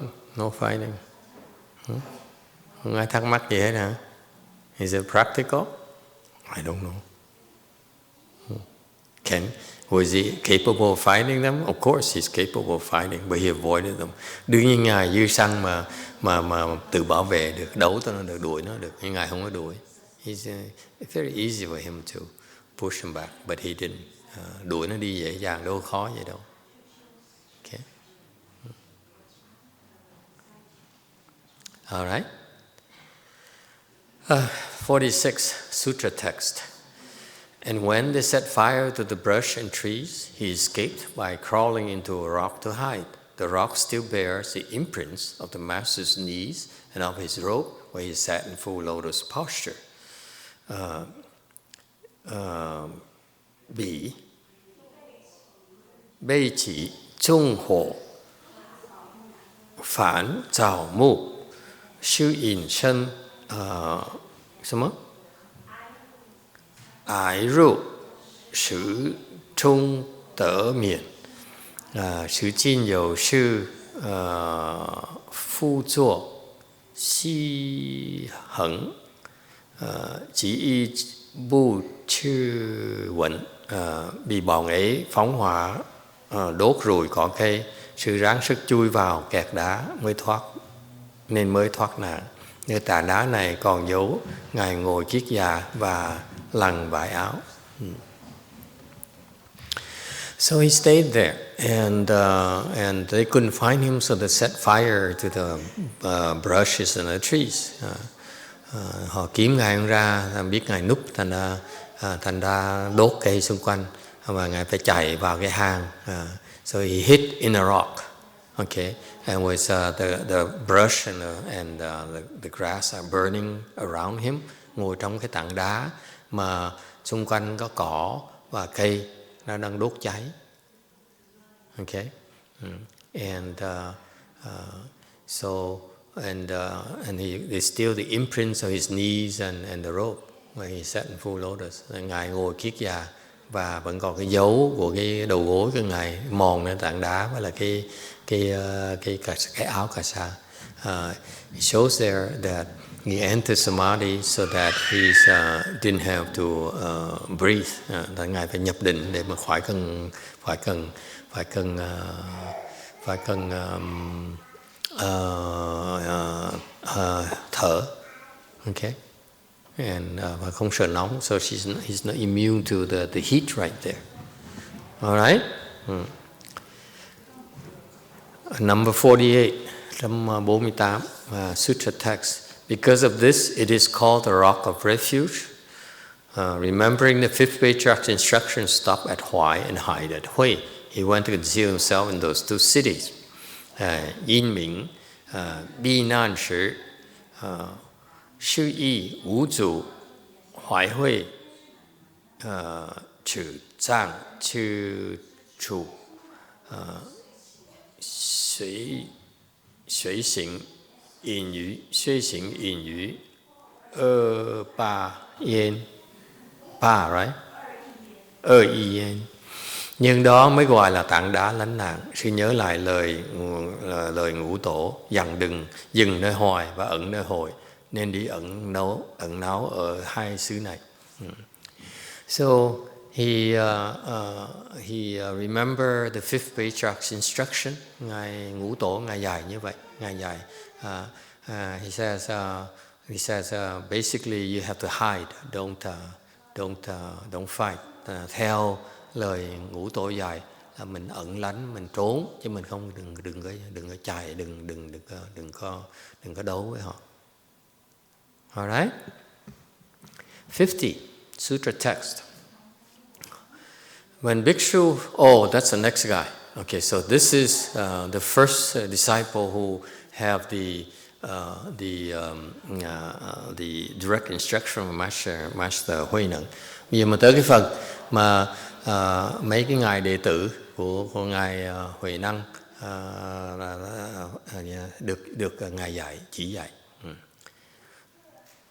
When Bhikshu Phahai of Cáng City in Shaozhou first called on the Patriarch, he asked, "Will you please instruct me on the sentence, that mind is Buddha?" Sân Phahai, Shaozhou, Cáng Rần Ye, Chu Chan Chủ Sư, Vấn Yue, Chí Xin Chí Phổ, Yuan Chuối Trừ Yu. Tăng Pháp Hải, người Khúc Giang thuộc tỉnh Thiều Châu, ban sơ đến tham vấn tổ sư hỏi rằng, tức tâm tức Phật nghĩa là sao, xin đại sư chỉ dạy. So this is Dharma Master Phá Hải, ngài Pháp Hải. He was named as a lay person's name was Cáng. Cái họ là họ Dương, from Quảng Đông city, từ cái vùng Quảng Đông. His claim to fame was to transcribe this sutra and polish the wording. Cái cống hiến lớn lao của ngài Pháp Hải này đó là sao chép cái lời lục tổ dạy và sửa cái văn, chỉnh cái văn cho nó đẹp, cho nó lưu loát. Okay. And this 6th Patriarch Sutra here has a great influence on the literature, as on slide 52. Because the 6th Patriarch Sutra exalted Mahayana teachings about, tại vì ngài Lục Tổ, cái kinh Lục Tổ này dạy những cái rất là quan trọng về cái tự tính đầy đủ, cái bất trụ, sinh tâm, chúng sanh bình đẳng, không có cao thấp. Okay.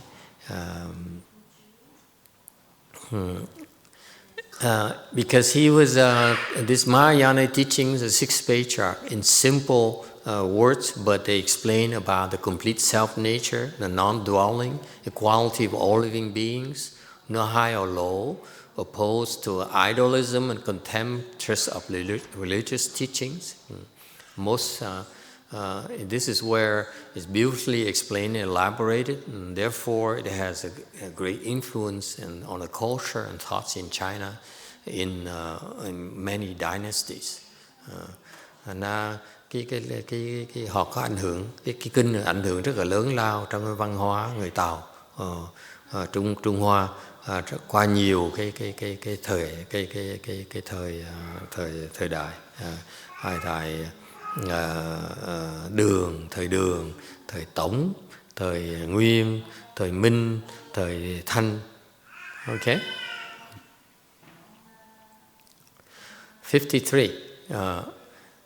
And when he first called on the Patriarch, he asked, "Will you please instruct me on the sentence that mine is Buddha?" Lúc mà tới đó, gặp ngài Lục Tổ đấy, thì hỏi ngay lập tức là sư làm ơn giảng cho tôi biết tức tâm tức Phật.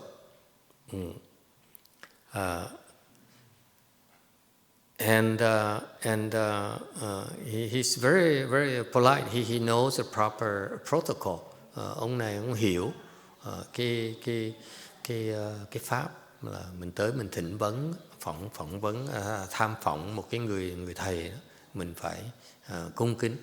He understands the proper protocol, just like we did before we opened this lecture. Giống như là lúc mình mở kinh ra, cái kệ mở kinh cũng vậy. Our verses opening a sutra, before sutra, the lecture request, the Dharma request, mình có cái thỉnh pháp như vậy, cũng như vậy. When you request the Dharma, you have to be respectful. Cái tâm quý vị phải cung kính. Okay, and that's something new to our Western culture. Đây là cái mới của trong cái văn hóa người Tây phương mình. Okay, the Western culture lacks respect, lacks sincerity when you ask to be taught. Cái văn hóa người Tây phương mình thiếu cái cung kính, thiếu cái thành tâm. And it turns out that the Dharma has to be taught to you when you're worthy of it. Cái sự thật là cái pháp chỉ giảng cho quý vị nghe khi nào quý vị xứng đáng được giảng thôi. You need to be worthy to be taught. Phải xứng đáng mới được giảng. It's totally different from the worldly knowledge, worldly education. Hoàn toàn nó khác những cái sự tri kiến thế gian về thế này. And that's the problem. with Western culture. Cái vấn đề cái văn hóa Âu Châu mình dở cho đó. The Western culture lacks depth. Cái văn hóa người Tây phương nó thiếu cái chiều sâu. Okay, unless these wise people deign to teach you, consider you worthy to be taught, you will not be able to open your wisdom. Trừ phi những cái người có trí huệ này, thiệt sự có trí huệ này, nghĩ quý vị xứng đáng được dạy, người ta dạy cho quý vị mới mở được cái trí huệ quý vị. Okay? Otherwise, không có cách nào mở được hết. There's no other ways, by the way. It's not something you can figure out by yourself.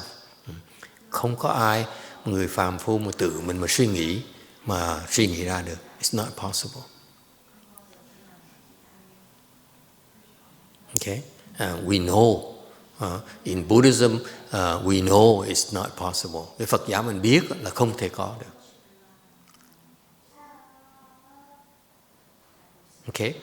Thành ra người Tàu ta hiểu cái pháp đó, người ta có cái thỉnh là phải cung kính, mà you have to be respectful. Okay? And you have to do something to make yourself worthy to be taught. Mình phải cung kính là một chuyện rồi, còn mình phải làm cái gì để mình xứng đáng là mình được dạy nữa. That's very Mahayana. Cái đại thừa mình như vậy đó. Đừng có tưởng là mấy ông sư ai cũng muốn dạy cái vị đâu. Don't think the monks want to teach you. Not at all.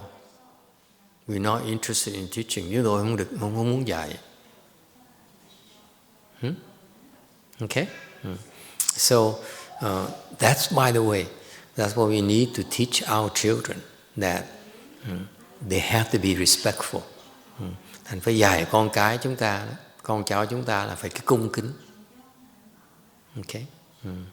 If you want to have real wisdom, you have to be respectful. Quý vị muốn thiệt sự mở trí huệ quý vị đó, quý vị phải cung kính, cực kỳ cung kính, extremely respectful. Okay?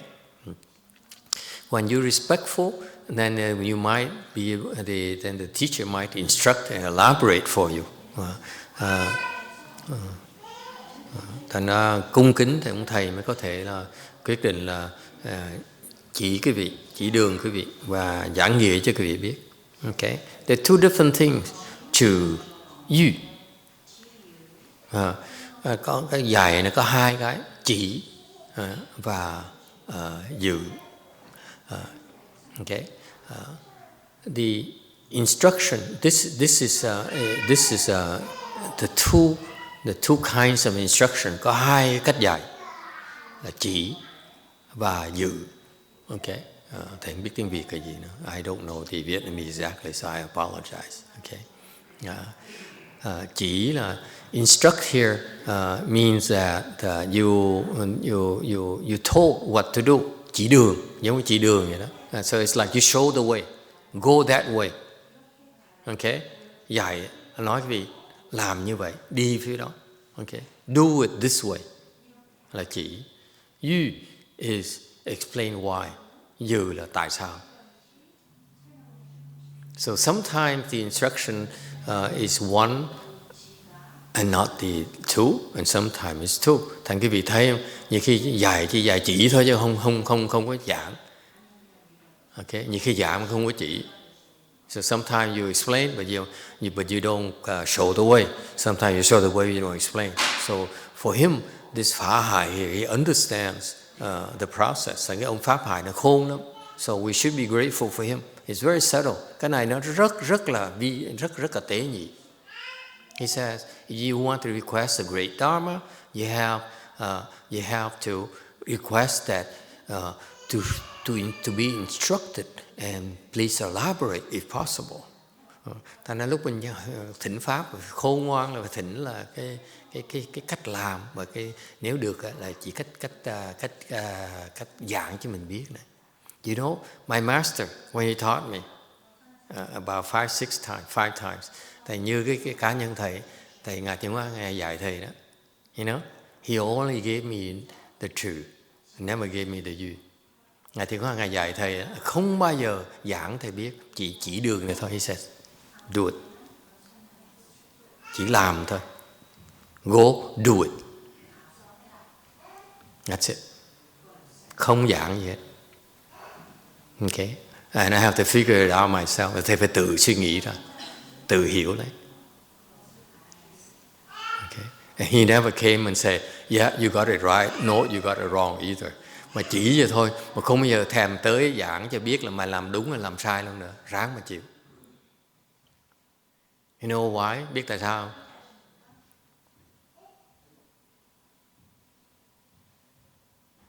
Would you like to know? Không biết tại sao không? No, I can't really tell you these secrets. Cho bí mật nhiều kỳ quá. No. I can't reveal all my secrets. Bí mật cho nói cái gì hết, còn cái bí mật gì mà nói nữa. Blue. Yeah. Ngài chỉ đi đó để cho thầy đi mò có thành tâm đi mò được không? Mò thì có, giờ không có mò thì không có. Đúng. She says, because I lack sincerity, that's why he says, if you have no sincerity, you will not stick with it. Cô này trong viết cái lòng tiếng Hóa hay thiệt. She says exactly it. I wasn't sincere. Wasn't sincere at all. I says, you're a teacher, teach me. What do I do? Tell me more. Hồi đó là cái tâm mình không có thiếu thành tâm. Thành ra Ngài chỉ mày muốn mày làm vậy thôi. And that's what he did to a lot of his disciples, by the way. Rất nhiều người đệ tử Ngài như vậy đó. Là Ngài chỉ nói chỉ đường thôi chứ không thèm giảng tại sao. Okay? Never explain to people. He said, do it that way. Go in that direction. Don't climb the mountain. Wait until 3 more months. Okay? Đừng có leo núi. Đợi 2 tuần nữa. Okay? So that's why she's right. And cô còn nói y chóc vậy đó. Thầy, I lack sincerity, I lack respect. Thầy thiếu cái sự cung kính, thiếu cái thành tâm ở trong. That's why he said, you only deserve for me to show you the way, and that's it. You make it, tough luck. You don't make it, who cares? Là Ngài dữ dễ sợ. Ngài nói là mày không xứng đáng để ta dạy thêm nữa. Dễ sợ như vậy. That's what he taught me. You don't deserve it. True at best. Thành cái việc không xứng đáng, chỉ đường là may lắm rồi. Okay?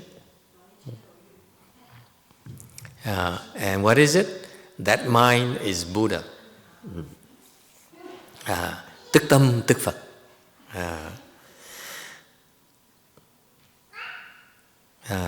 So this is a very, very famous Mahayana Chan teaching. Tức tâm, tức Phật này là một cái lời dạy bên Thiền tông Đại thừa mình rất là quan trọng.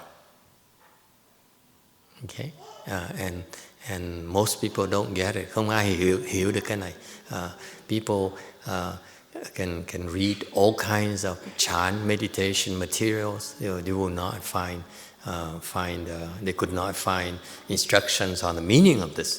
Biết bao nhiêu người đọc sách, nghiên cứu sách về Thiền tông mà không hiểu được tức tâm tức Phật nghĩa là gì. Okay, so this Pháp Hải is very, very erudite. Thằng ông Pháp Hải rất là giỏi, đọc rất là đa văn.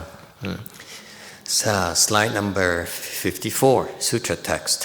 The Master said, when one's preceding thoughts are not produced, that is mind. And when one's subsequent thoughts are not extinguished, that is Buddha. The setting of marks is mind, and separation from them is Buddha. Sư ye,前念不生即心, 后念不灭即佛. 即佛, 整一切相即心, 离一切相即佛. Sức nói niệm trước chẳng sanh tức là tâm, niệm sau chẳng diệt tức Phật. Thành tất cả tướng tức tâm, ly tất cả tướng tức Phật. So this guy, this Phá Hải, when he met with Master Huệ Năng, khi ngài Pháp Hải gặp ngài Huệ Năng thì không hiểu được cái tâm và Phật. He didn't understand what mind was and what Buddha was when in that phrase. Có nghĩa cái tâm là tức tâm tức Phật. Cái tâm là gì? Phật là gì? That's why the 6th Patriarch immediately explained for him the meaning of mind and Buddha. Thành ra Đức Lục Tổ mới lập tức giảng cho Ngài Pháp Hải biết cái ý nghĩa của cái tâm là gì, Phật là gì. Immediately, giảng ngay lập tức. The sharpness of the instructions is so remarkable. Hay giảng một cách rất là tài tình. He says, mind is that thing when your preceding thoughts are not produced. Cái tâm là cái niệm trước đó, nó không có sanh. Okay, and when the subsequent thoughts are not extinguished, that is Buddha. Và Phật là những cái niệm sau nó không có diệt. Okay, was he? So when no previous thought was produced, okay, that is the true mind. Khi mà cái không có cái niệm nó sinh lên đó, thì cái hoài đó là chân tâm. When no more thoughts are produced, no subsequent thoughts are produced, that is the true Buddha. Và khi mà cái niệm nó sau này không còn sinh nữa, nó không bị diệt nữa, thì no more thoughts extinguished, not produced. It's my mistake. This is important. Thầy xin lỗi, thầy là trật.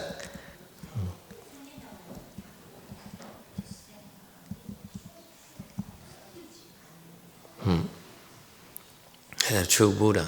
Okay.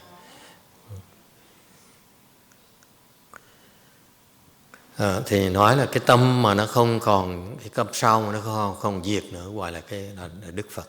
Okay. When you that's the Buddha is when no more thought are extinguished. Lúc đó là lúc thành Phật rồi, cái tâm nó không còn bị diệt nữa. The center of mark is mind and separation from them is Buddha. Và cái mà thiết lập của cái tướng là cái tâm, và cái mà lìa tướng là Phật. Okay, so what does it mean? Nghĩa là sao? And he said, were I to explain it fully, it would not finish before the end of time or the present aeon. So I was looking for, see if you're going to elaborate a little bit more. Then I coi thử là ngài cũng muốn giảng thêm một tí. This is so the way he explained it. Cách ngài giảng, ngài Lục Tổ chọn cách giảng với ông Pháp Hải như vậy. This is how he chose to explain to Pháp Hải. He says he first talked about the first sentence is he referring to the true mind and true Buddha. Ngài giảng ngay lập tức chỉ xin chỉ phổ, tức tâm tức Phật. He says that he's referring to that true mind and true Buddha. Cái tức tâm tức Phật này đang nói về cái câu đó đang nói về cái chân tâm và cái chân Phật. Okay, that's how he explains it. When the true mind is a mind that does not produce thoughts. Cái chân tâm là cái tâm mà không có sinh cái niệm lên. When your mind no longer produces thoughts, that is called the true mind. Khi cái tâm quý vị còn sinh niệm là cái gọi là cái chân tâm. Okay. And once you have the true mind and you become a Buddha, then your thoughts are no longer extinguished. Khi một khi quý vị có chân tâm thành Phật rồi, quý vị và thành Phật rồi, quý vị sẽ thấy là những cái niệm mà sau này nó không còn diệt nữa, nó không còn diệt, nó không sinh ra có diệt. If you have nothing produced, how can there be anything that is extinguished? Không sinh sao có diệt được. Okay? When you're Buddha, there's no more extinction. Phật rồi là không còn diệt nữa. So he beautifully encapsulated the Buddhist teachings of the true mind and the true Buddha. Thằng ngài một cái câu đó ngài giảng cách tuyệt tài tình cái lời của Đức Phật dạy về cái chân tâm và cái chân Phật. So far so good. And then he elaborates further. Xong ngài giảng thêm một tí. He says That setting of marks is mind and the separation of them is Buddha. Rồi nói thì giảng thêm rằng cái mà thiết lập cái tướng đó là cái tâm, và cái mà lìa cái tướng đó là Phật. Now he's talking about different mind and different Buddhas. Bây giờ nói về cái giảng về cái tâm khác và cái Phật khác. Okay, please pay attention. Chú ý cái chuyện này. The set of marks is mind. Nói là cái mà thiết lập cái tướng đó gọi là cái tâm. He's referring to your ordinary mind now. Giờ Ngài đang nói về cái tâm mà mê muội của mình đó. That ordinary mind is a mind that constantly are creating marks. Cái tâm của chúng ta đó, this ordinary mind meaning our confused mind. Đang nói về cái tâm của người mê muội như chúng ta đó. We are constantly creating marks. Mình luôn luôn mình thiết lập cái tướng. Meaning we say lecture is boring. I'm falling asleep. Cái bài giảng ngày hôm nay nhàm quá. Tôi không hiểu gì hết. Tôi buồn ngủ dễ sợ lắm. I can't keep my eyes open. Okay, I can't stay awake. Mở mắt ra không được. So our mind is constantly categorizing things. Cái tâm như qua đó luôn luôn nó phân tích. We always are constantly discriminating. Cái tâm chứ tâm bình thường. That's called the ordinary mind. Cái tâm bình thường, cái tâm mà chuyên môn nó phân biệt. And that is called the setting of marks. Cái phân biệt đó gọi là thiết lập cái tướng.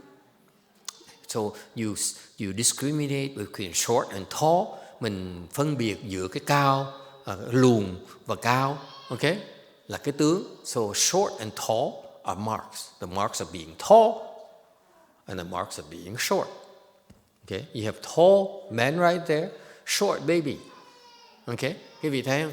Mình thấy cái người cao, người đàn ông cao, đứa con nít nó lùn. Right? Because your mind discriminates. Cái tâm mình nó phân biệt. That's why it sets up marks. Vì cái phân biệt như vậy, nó tạo cái tướng. The marks of being short and the mark of being tall. Cái tướng của người cao, tướng của người lùn. Is it clear? Okay? The marks of Vietnamese food versus the mark of Russian food. Mình nói là cái tướng của cái đồ ăn Việt Nam hoặc cái tướng của cái đồ ăn người Tàu. Okay? So it comes from discrimination. Tại cái tâm mình nó tâm phân biệt. Okay? Thành nó tạo cái tướng. As long as you discriminate, you're setting up marks. Cái tâm còn phân biệt vì đang tạo cái sự có tạo những cái tướng. Any questions about that? And that is called ordinary mind. Cái đó gọi là tâm bình thường. Tâm người phàm phu. The mind of ordinary people. So far so good. So ordinary people's mind. This is second sentence refers to this ordinary mind. Cái câu thứ nhì đó là nói về cái tâm của người phàm phu. You remember the prior sentence is refers to the true mind. Câu trước là nói về cái chân tâm. Câu thứ nhì này, cái hàng thứ nhì giảng về cái tâm bình thường của mình. Okay, mình đang tạo tướng. So ordinary people are constantly discriminating, constantly setting up marks. Thành cái người bình thường đó, phàm phu chuyên môn phân biệt, phân tích, thành ra tạo những cái tướng, thành lập những cái tướng. So far so good. And when you become a Buddha, that's when you separate all marks. Lúc mình thành Phật, mình không còn chấp tướng. When you become a Buddha, you no longer are discriminating, therefore you are apart from marks. Lúc quý vị thành Phật thì quý vị không còn phân biệt nữa, thành mình lìa tướng, gọi là lìa tướng. Phật là lìa tướng, phàm phu là chấp tướng. So in other words, ordinary people, confused people are attached to marks. Enlightened people like the Buddha are separate from marks. Nói cách khác, người phàm phu đó là chấp tướng, Phật là lìa tướng. So far so good. So he's describing in his sentence here, he's referring to two different kinds of states. Tại cái câu đó đang nói về hai cái trạng thái là cái chân tâm và cái tâm của người phàm phu và Đức Phật. So far, so good. So that sentence there, it says, Ji Phổ, Ji Xin Ji Phổ, this mind is Buddha. Cái câu mà tức tâm tức Phật đó, okay, is referring to the fact that your mind, nói là cái tâm của quý vị, the mind you have right now, cái tâm quý vị đang có bây giờ này, that very confused mind, cái tâm mà đang rất là mê muội bây giờ đó, that mind is discriminating mind, cái tâm đang phân biệt như vậy đó, okay, is the Buddha. Cái tâm đó thiệt sự là Phật, nó là Phật. And this is sudden teaching. Đây là cái đốn giáo.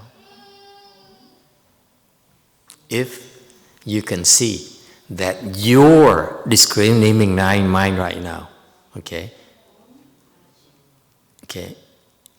is actually the Buddha, you become enlightened right away. Nếu quý vị thấy được là cái tâm quý vị đang có bây giờ đó, đang suy nghĩ, you're thinking right now, just, what is he talking about? I don't understand. Cái tâm mà đang suy nghĩ nó, ông thầy ông giảng tôi không hiểu chứ. He's been talking like this, I don't get it, không hiểu. That mind right there is Buddha. Cái tâm đó, cái tâm mà đang đắn đo, đang suy nghĩ đó, là Phật ngay ở đó đó. If you see that as a Buddha, you become enlightened right away. Người mà thấy được cái đó là lập tức đắc giác ngộ.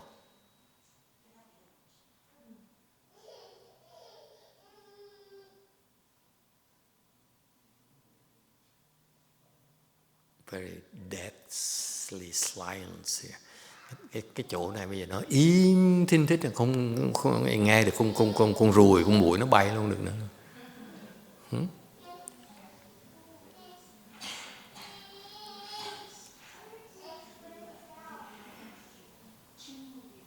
Not impressed. Doesn't mean anything to you, hả? Không có nghĩa gì hết á.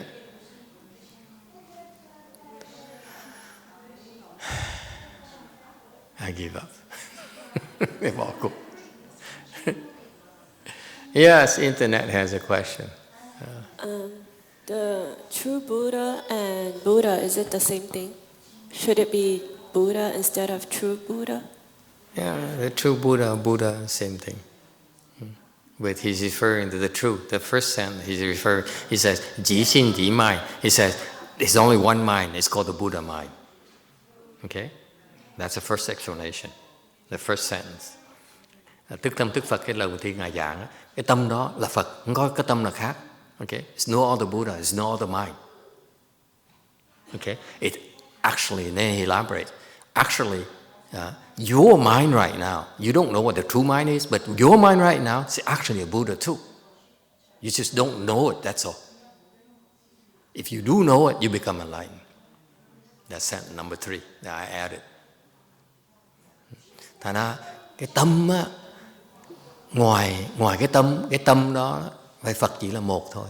Và hơn nữa, cái câu thứ nhì giảng là cái tâm mà quý vị đáng suy nghĩ bây giờ cũng là Phật luôn nữa. Mà nếu quý vị, cái câu thứ 3 thầy thêm á, để cho quý vị hiểu biết, là nếu như mà quý vị hiểu được cái đó, quý vị lập tức đắc giác ngộ. Đây là cái đốn giáo. This is instant, this is sudden teaching. That's why it's called sudden teaching. If you understand it, that's it. Hiểu được là lập tức đắc giác ngộ. Is it clear? Only he is the first monk back then who actually elaborated this for them. Thành quý vị biết, bởi vì cái kinh lục tổ nó quan trọng đó. Tại đây là Ngài Huệ Năng người đầu tiên mà giảng cho họ biết là cái câu đó nghĩa là gì. The Chaan school, they transmitted the Chaan school from India to China, and they translated Ji Xin Ji Phổ. This mind is Buddha. Thời đó bên Tàu người ta truyền cái pháp thiền tông từ bên chữ Phạn qua dịch của tiếng Tàu, thành ra có cái câu là tức tâm tức Phật đó, đâu có ai hiểu gì đâu. No one understood what it meant. No one. Until Master Huệ Năng came along, tới Ngài Huệ Năng tới mới giảng cho họ biết. Then he explained it to them. It's the first explanation. Lần đầu tiên có người dám giảng. No one understood it. Không ai hiểu được hết. Yes, sir.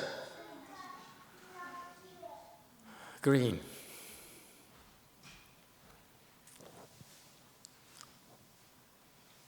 The first sentence, the second part of the first sentence, I just can't comprehend when our subsequent thoughts are not extinguished, that is Buddha.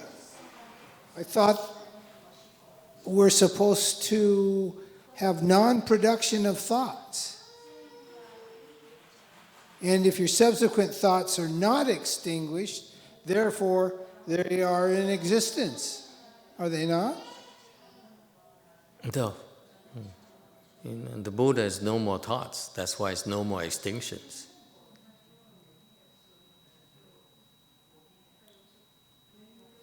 Don't try to understand. It's not for you to understand. Either you get or you don't right away. You try to understand and discriminate why and why, you won't be able to. Cái câu này ông hỏi là tại sao tôi không hiểu cái ý đó. Thầy nói cái này không phải để quý vị hiểu. It's not for you to understand. Okay. The first sentence refers to the Buddhist doctrine of extinction and production. Cái câu đầu tiên nói về cái giáo lý của nhà Phật đó, là sanh với diệt. Okay, that's a theory. But then he says that's what the true mind and Buddha mind are about. But then he explains the second sentence is that, but actually your ordinary mind is also the Buddha's mind. It's also the Buddha. Rồi hơn nữa, Ngài mới giảng tiếp câu thứ nhì, Ngài mới giảng là cái mà cái tâm mà quý vị đang có đó, thiệt ra là Phật rồi. You are the Buddha too. You just don't know it. Okay? Yes, internet. 前念不生即心，后念不灭即佛。Is this the same as the 不生不灭 in the Heart Sutra? Yes, it's similar. Yes.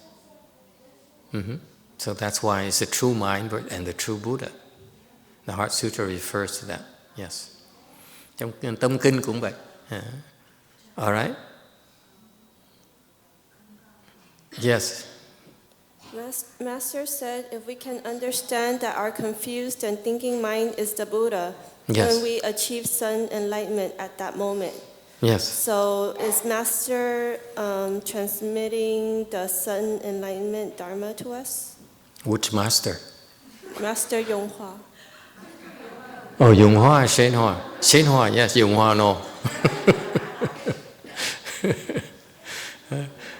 Hỏi chứ cái này giống kinh tâm kinh, nó đúng. Tâm kinh nó nói là chân tâm với chân Phật này nọ, với không sanh không diệt. Nhưng đều vậy chứ thầy có dạy cái đốn giáo, thầy nói thầy nào, nói thầy Tiên Hóa thì có, thầy thì không. Okay.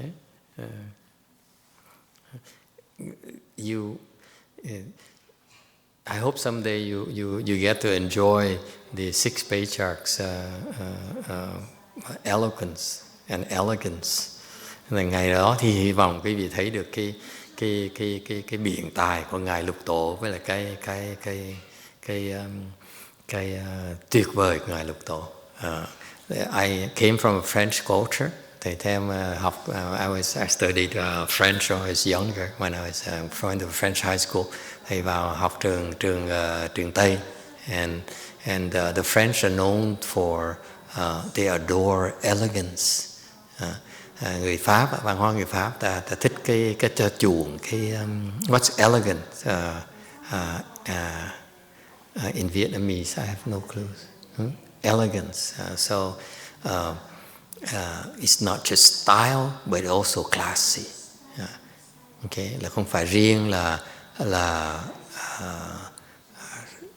quý phái sang trọng, mà còn có một cái hay, có cái hay ở trong nữa, có cái tuyệt diệu ở trong nữa.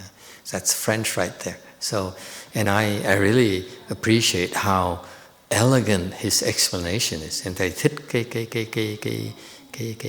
elegant này của cái lời dạy của ngài Lục Tổ. It's so elegant.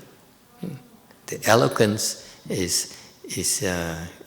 there, always there, but the elegance is also very appealing to the worldly people. Thành cái elegant đó là cái mà biện tài đó người ta phục, còn elegant cái người thế gian người ta nghe người ta vẫn thích như thường. Okay, so it appeals to both the transcendental and the worldly. That's why Master Huineng's 6th Patriarch Sutra teaching is so popular. Okay, vì có cái biệt tài, thành ra ngài giảng pháp rất hay, thành cái người có trí huệ ta học được cái trí huệ, còn người phàm phu ta đọc cái kinh lục tổ ta thấy cái lời văn, cái lời dạy nó cũng khéo léo, hay dễ sợ, thành ra người ta vẫn phục như thường. That's why he's able to appeal to both the wise and the confused. And ngài có thể dạy và khiến cái người mà có trí huệ khâm phục ngài, cũng như cái người mà phàm phu cũng rất là thán phục ngài luôn nè. It's so you don't find that many monks like that at all in our world. Thế gian mình không có bao nhiêu người như vậy được đâu. Okay, that's why I truly believe he's way around my league, but he believe he's got to be a Buddha. He's no ordinary monk. Nên thầy tin rằng ở trình độ thầy thấp có thầy không thấy được. Cái người như vậy, cái trí huệ như vậy không thể nào là người thường được, chắc phải là Phật thôi. It has to be a Buddha. So I want to be on the record on stating that he's a Buddha. He's no ordinary monk. Thầy không tin ông này là một ông sư tầm thường, nên ông Phật làm sư thôi. The Buddha transformation body of a Buddha chắc chắn là một cái hóa thân của một Đức Phật thôi. All right. Any questions or comments? Yes, sir. In the back.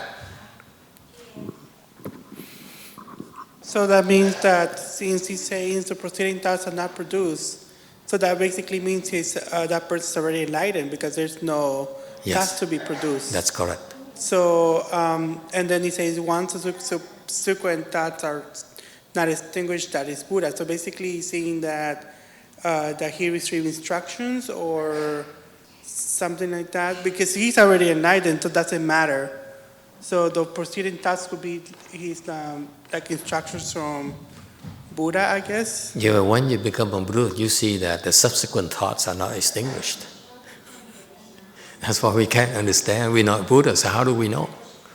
But he's telling you that in the future, when you become a Buddha, the subsequent thoughts will not be extinguished. He's giving you a glimpse what it's like. Okay? Of course you don't know because you're not there. How do you know? But he's telling you in advance. That's what's going to be when you become a Buddha. I wouldn't dare say that. I'm no Buddha. Isn't that cool? So that's Buddha's wisdom for you, in that they reveal to us what we will find out for ourselves. All the Buddhist teaching are all verified by their disciples, all of them.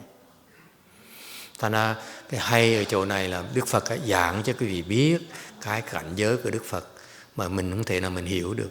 Nhưng điều sự thật là khi mà quý vị tu tới nơi tới chốn, lúc thành Bồ Tát, lúc thành Phật, tất cả những lời dạy của Phật đó mình đều xác nhận là đúng hết. They're all true, they're all verified by all levels of his disciples. Lời dạy của Phật là hoàn toàn được xác nhận với tất cả đệ tử ở mỗi trình độ khác nhau.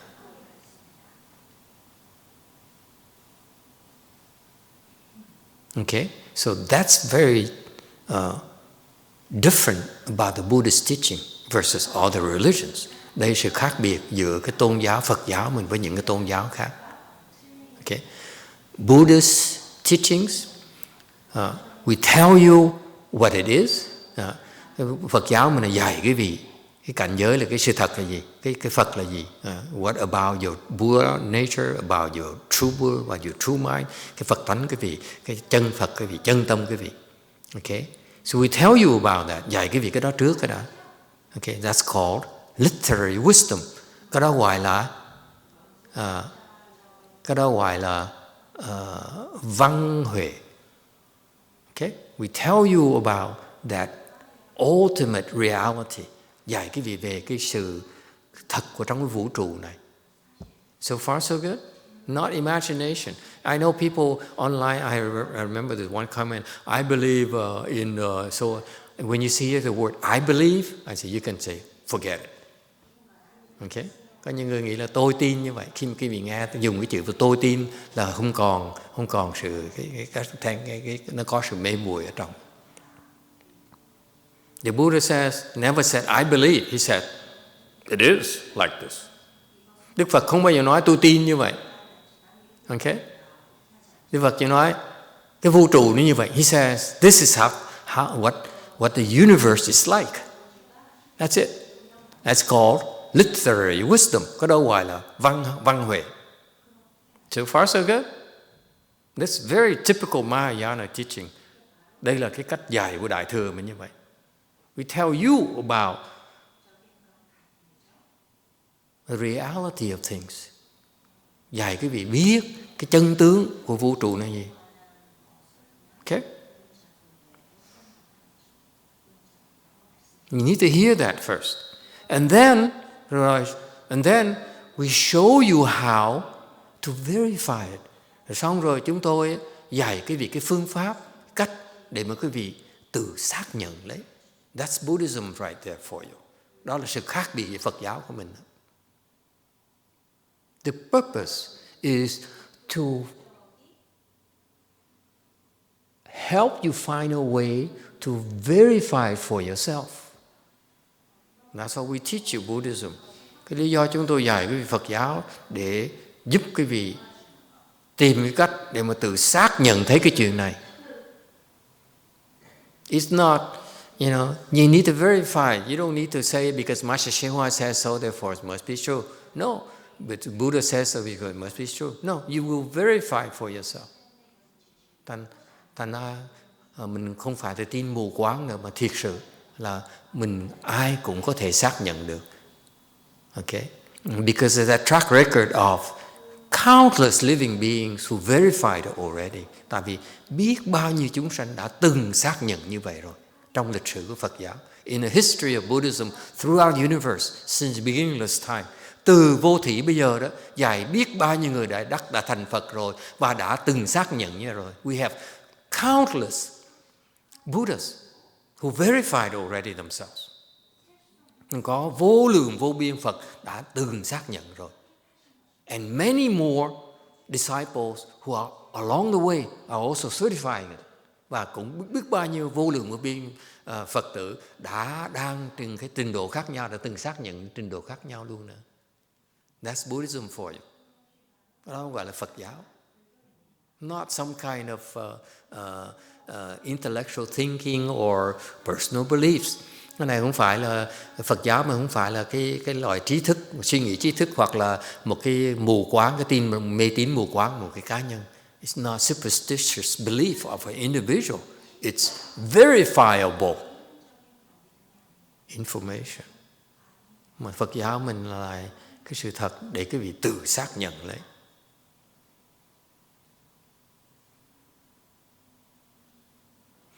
Questions or comments?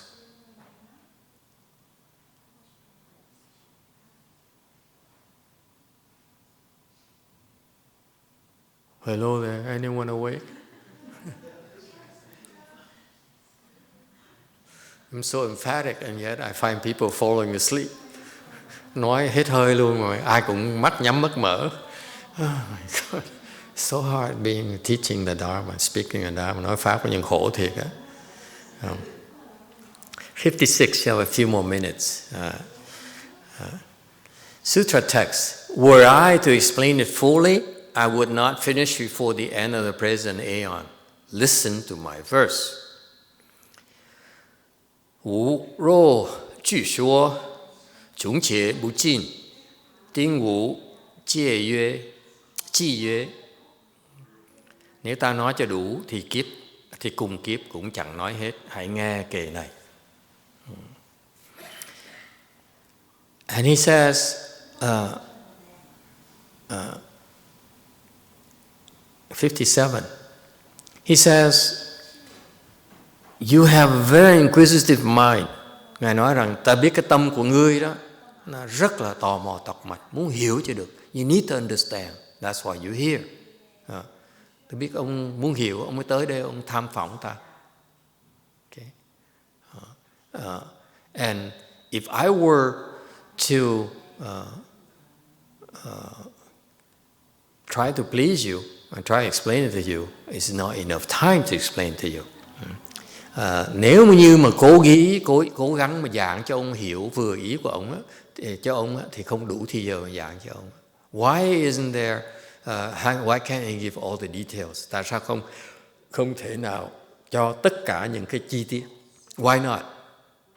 He should have asked. If I were Phá Hải, I said, why not? But Phá Hải is too Chinese.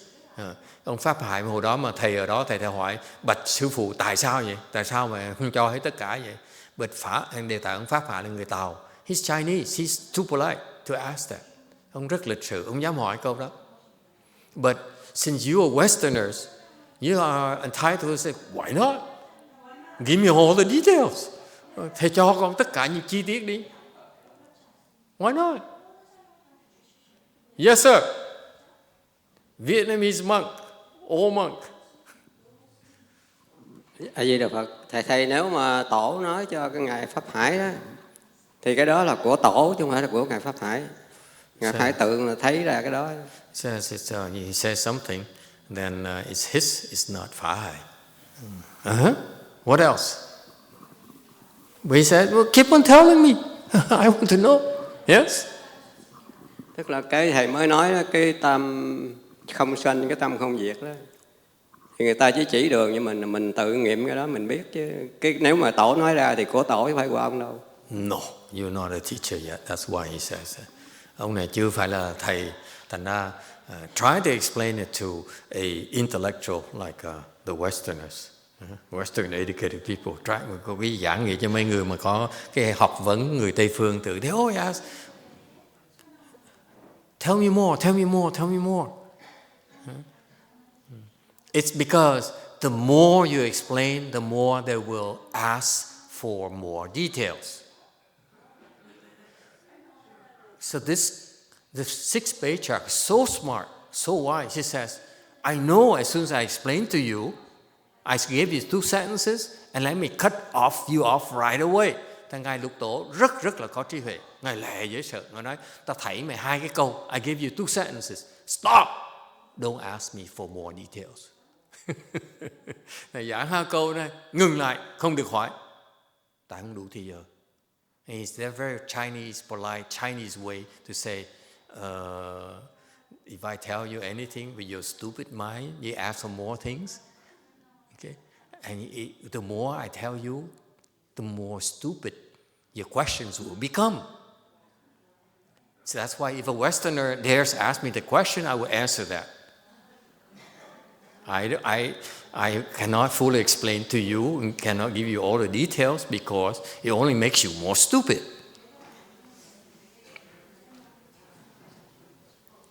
Thành ra thầy mấy cách thầy giảng nghĩa nó khác một tí. Nếu như mà người Tây phương dám hỏi thầy phải cho tôi biết hết tất cả những chi tiết. Thầy nói là tôi không cho ông chi tiết tại vì tôi càng nói ông càng ngu thêm.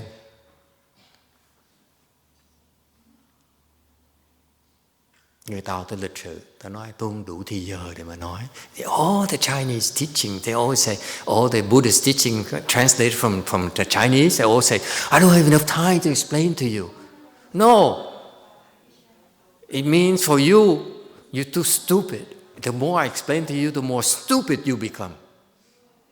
The more you think you know, that's why I call stupid. Tại sao thầy nói cái vị dốt? Tại vì càng nói, cái vị càng nghĩ là mình hiểu. You see that? The problem with, not you, but you example. The problem with smart people is that you explain one thing, they think they understand. Cái khổ cái người thông minh, mình giảng một tí, nó nghĩ nó hiểu ngay lập tức. They say, oh, I got it, I got it.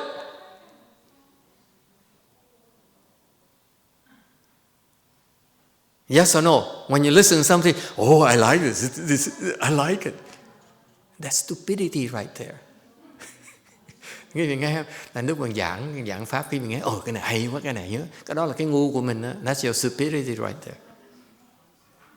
That's why I give you only a little bit, because we don't want to make you more stupid. Thành giảng sơ tới giảng nhiều quá, khiến quý vị càng ngày càng đần độn thêm. Tại cứ nghĩ là mình biết. That's a mistake that many of the Buddhist disciples of Master Shenhua make. Đây là cái sự sai lầm. Did Goyin go away? Did she go home? Your mom went home, right? Or she's sleeping?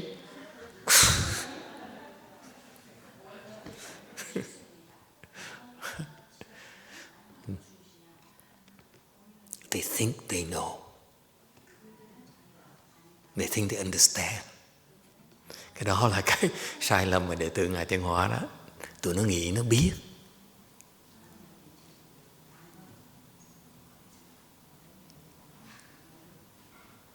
Okay? It's not productive. Giảng nhiều nó không có lợi. Okay? That's why 6th Patriarch, I love it. It says, he could say, let me explain you the true mind. Let me explain you the true Buddha. Let me explain to you the ordinary mind. How does it relate to the Buddha, true mind? And why is it the ordinary mind becomes the Buddha? It's also the same Buddha. It takes forever to explain it to you. The more you explain, the more these idiots think they understand. Ngài Lục Tổ rất dễ dàng giảng nghĩa cái việc chân tâm là gì, chân Phật là gì, cái tâm bình thường là gì, rồi cái tâm Phật là gì, rồi tâm bình thường Phật nó khác nhau chỗ nào, giảng cách dễ dàng, đâu có gì khó này. Cái khổ là giảng cái vị mới hiểu được vài câu đó, cái nghĩ là mình hiểu hết tất cả, thành ra cái vị chỉ ngu thêm thôi. It's better to say no, you don't understand. Let me give you a verse. Thành ra tốt hơn là nói cái vị không hiểu được đâu, để cho cái câu kệ. Okay? Why a verse?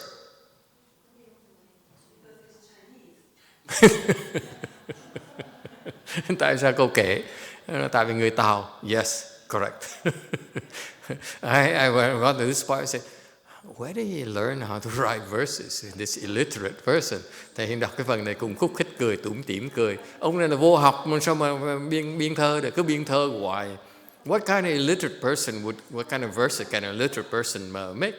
Mấy cái người vô học mà sao mà biên thơ dài ho được, right? So you don't find it comical? Thầy says, you're so stupid. I'm gonna give you a verse. Thành đối với thầy nó hơi khôi hài một tí. Một bên là chửi mày ngu á, ok, mà rất lịch sự chửi mày ngu, tại không đủ thời giờ mình giảng cho mày, tại mày ngu á, giảng được. You're too stupid. It's not enough time to help you overcome your stupidity. Let me give you a verse. Anh thấy hơi khôi hài chỗ đó. Một bên là nói tụi mày ngu quá, ta giảng không được, không đủ thời giờ mà giảng.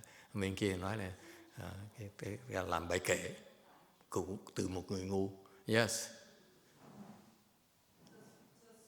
For everybody's information, in Korea when I was younger, we all have to learn the Chinese poems like this, not the Buddhism style, but the old ones, and nobody has no clue whatsoever, and we have to memorize what it means. Yeah.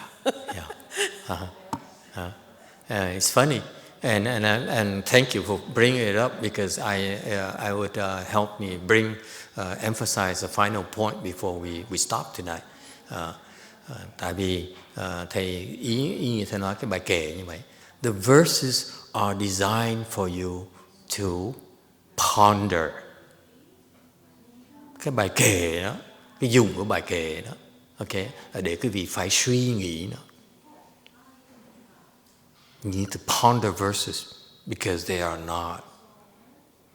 not clear. Cái bài kệ đó mình phải cái quán tưởng hoài, tại nó không có rõ ràng. And that only through contemplation can you understand chỉ xin chỉ mind.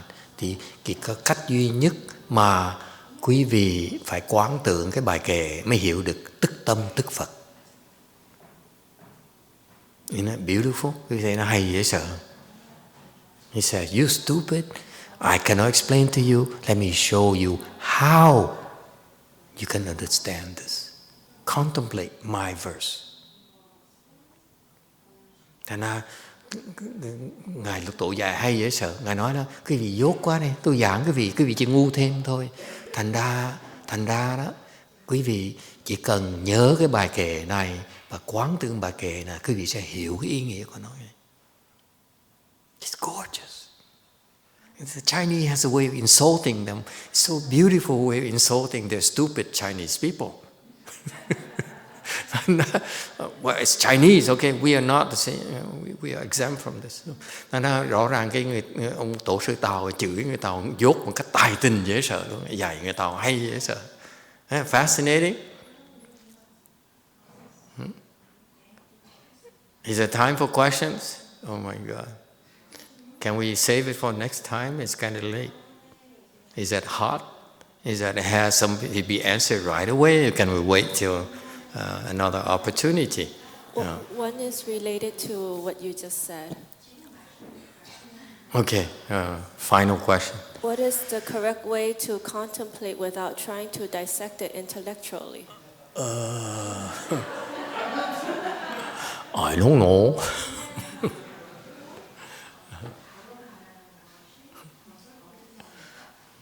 Nhưng sao quán bây giờ? Contemplate. This is so typical. I don't have, it's not enough time to give you different ways of contemplating this. Is it a Chinese person? Oh, same thing. The Vietnamese are half Chinese. Người hỏi làm sao tôi quát? Thầy nói, thầy xin lỗi, thầy không đủ thì giờ để giảng cái vị. Cho tận kiếp cũng giảng không kịp. Till the end of this kalpa, I cannot explain to you how to contemplate. Okay, good night everyone. Thank you. Next time, 58. Okay.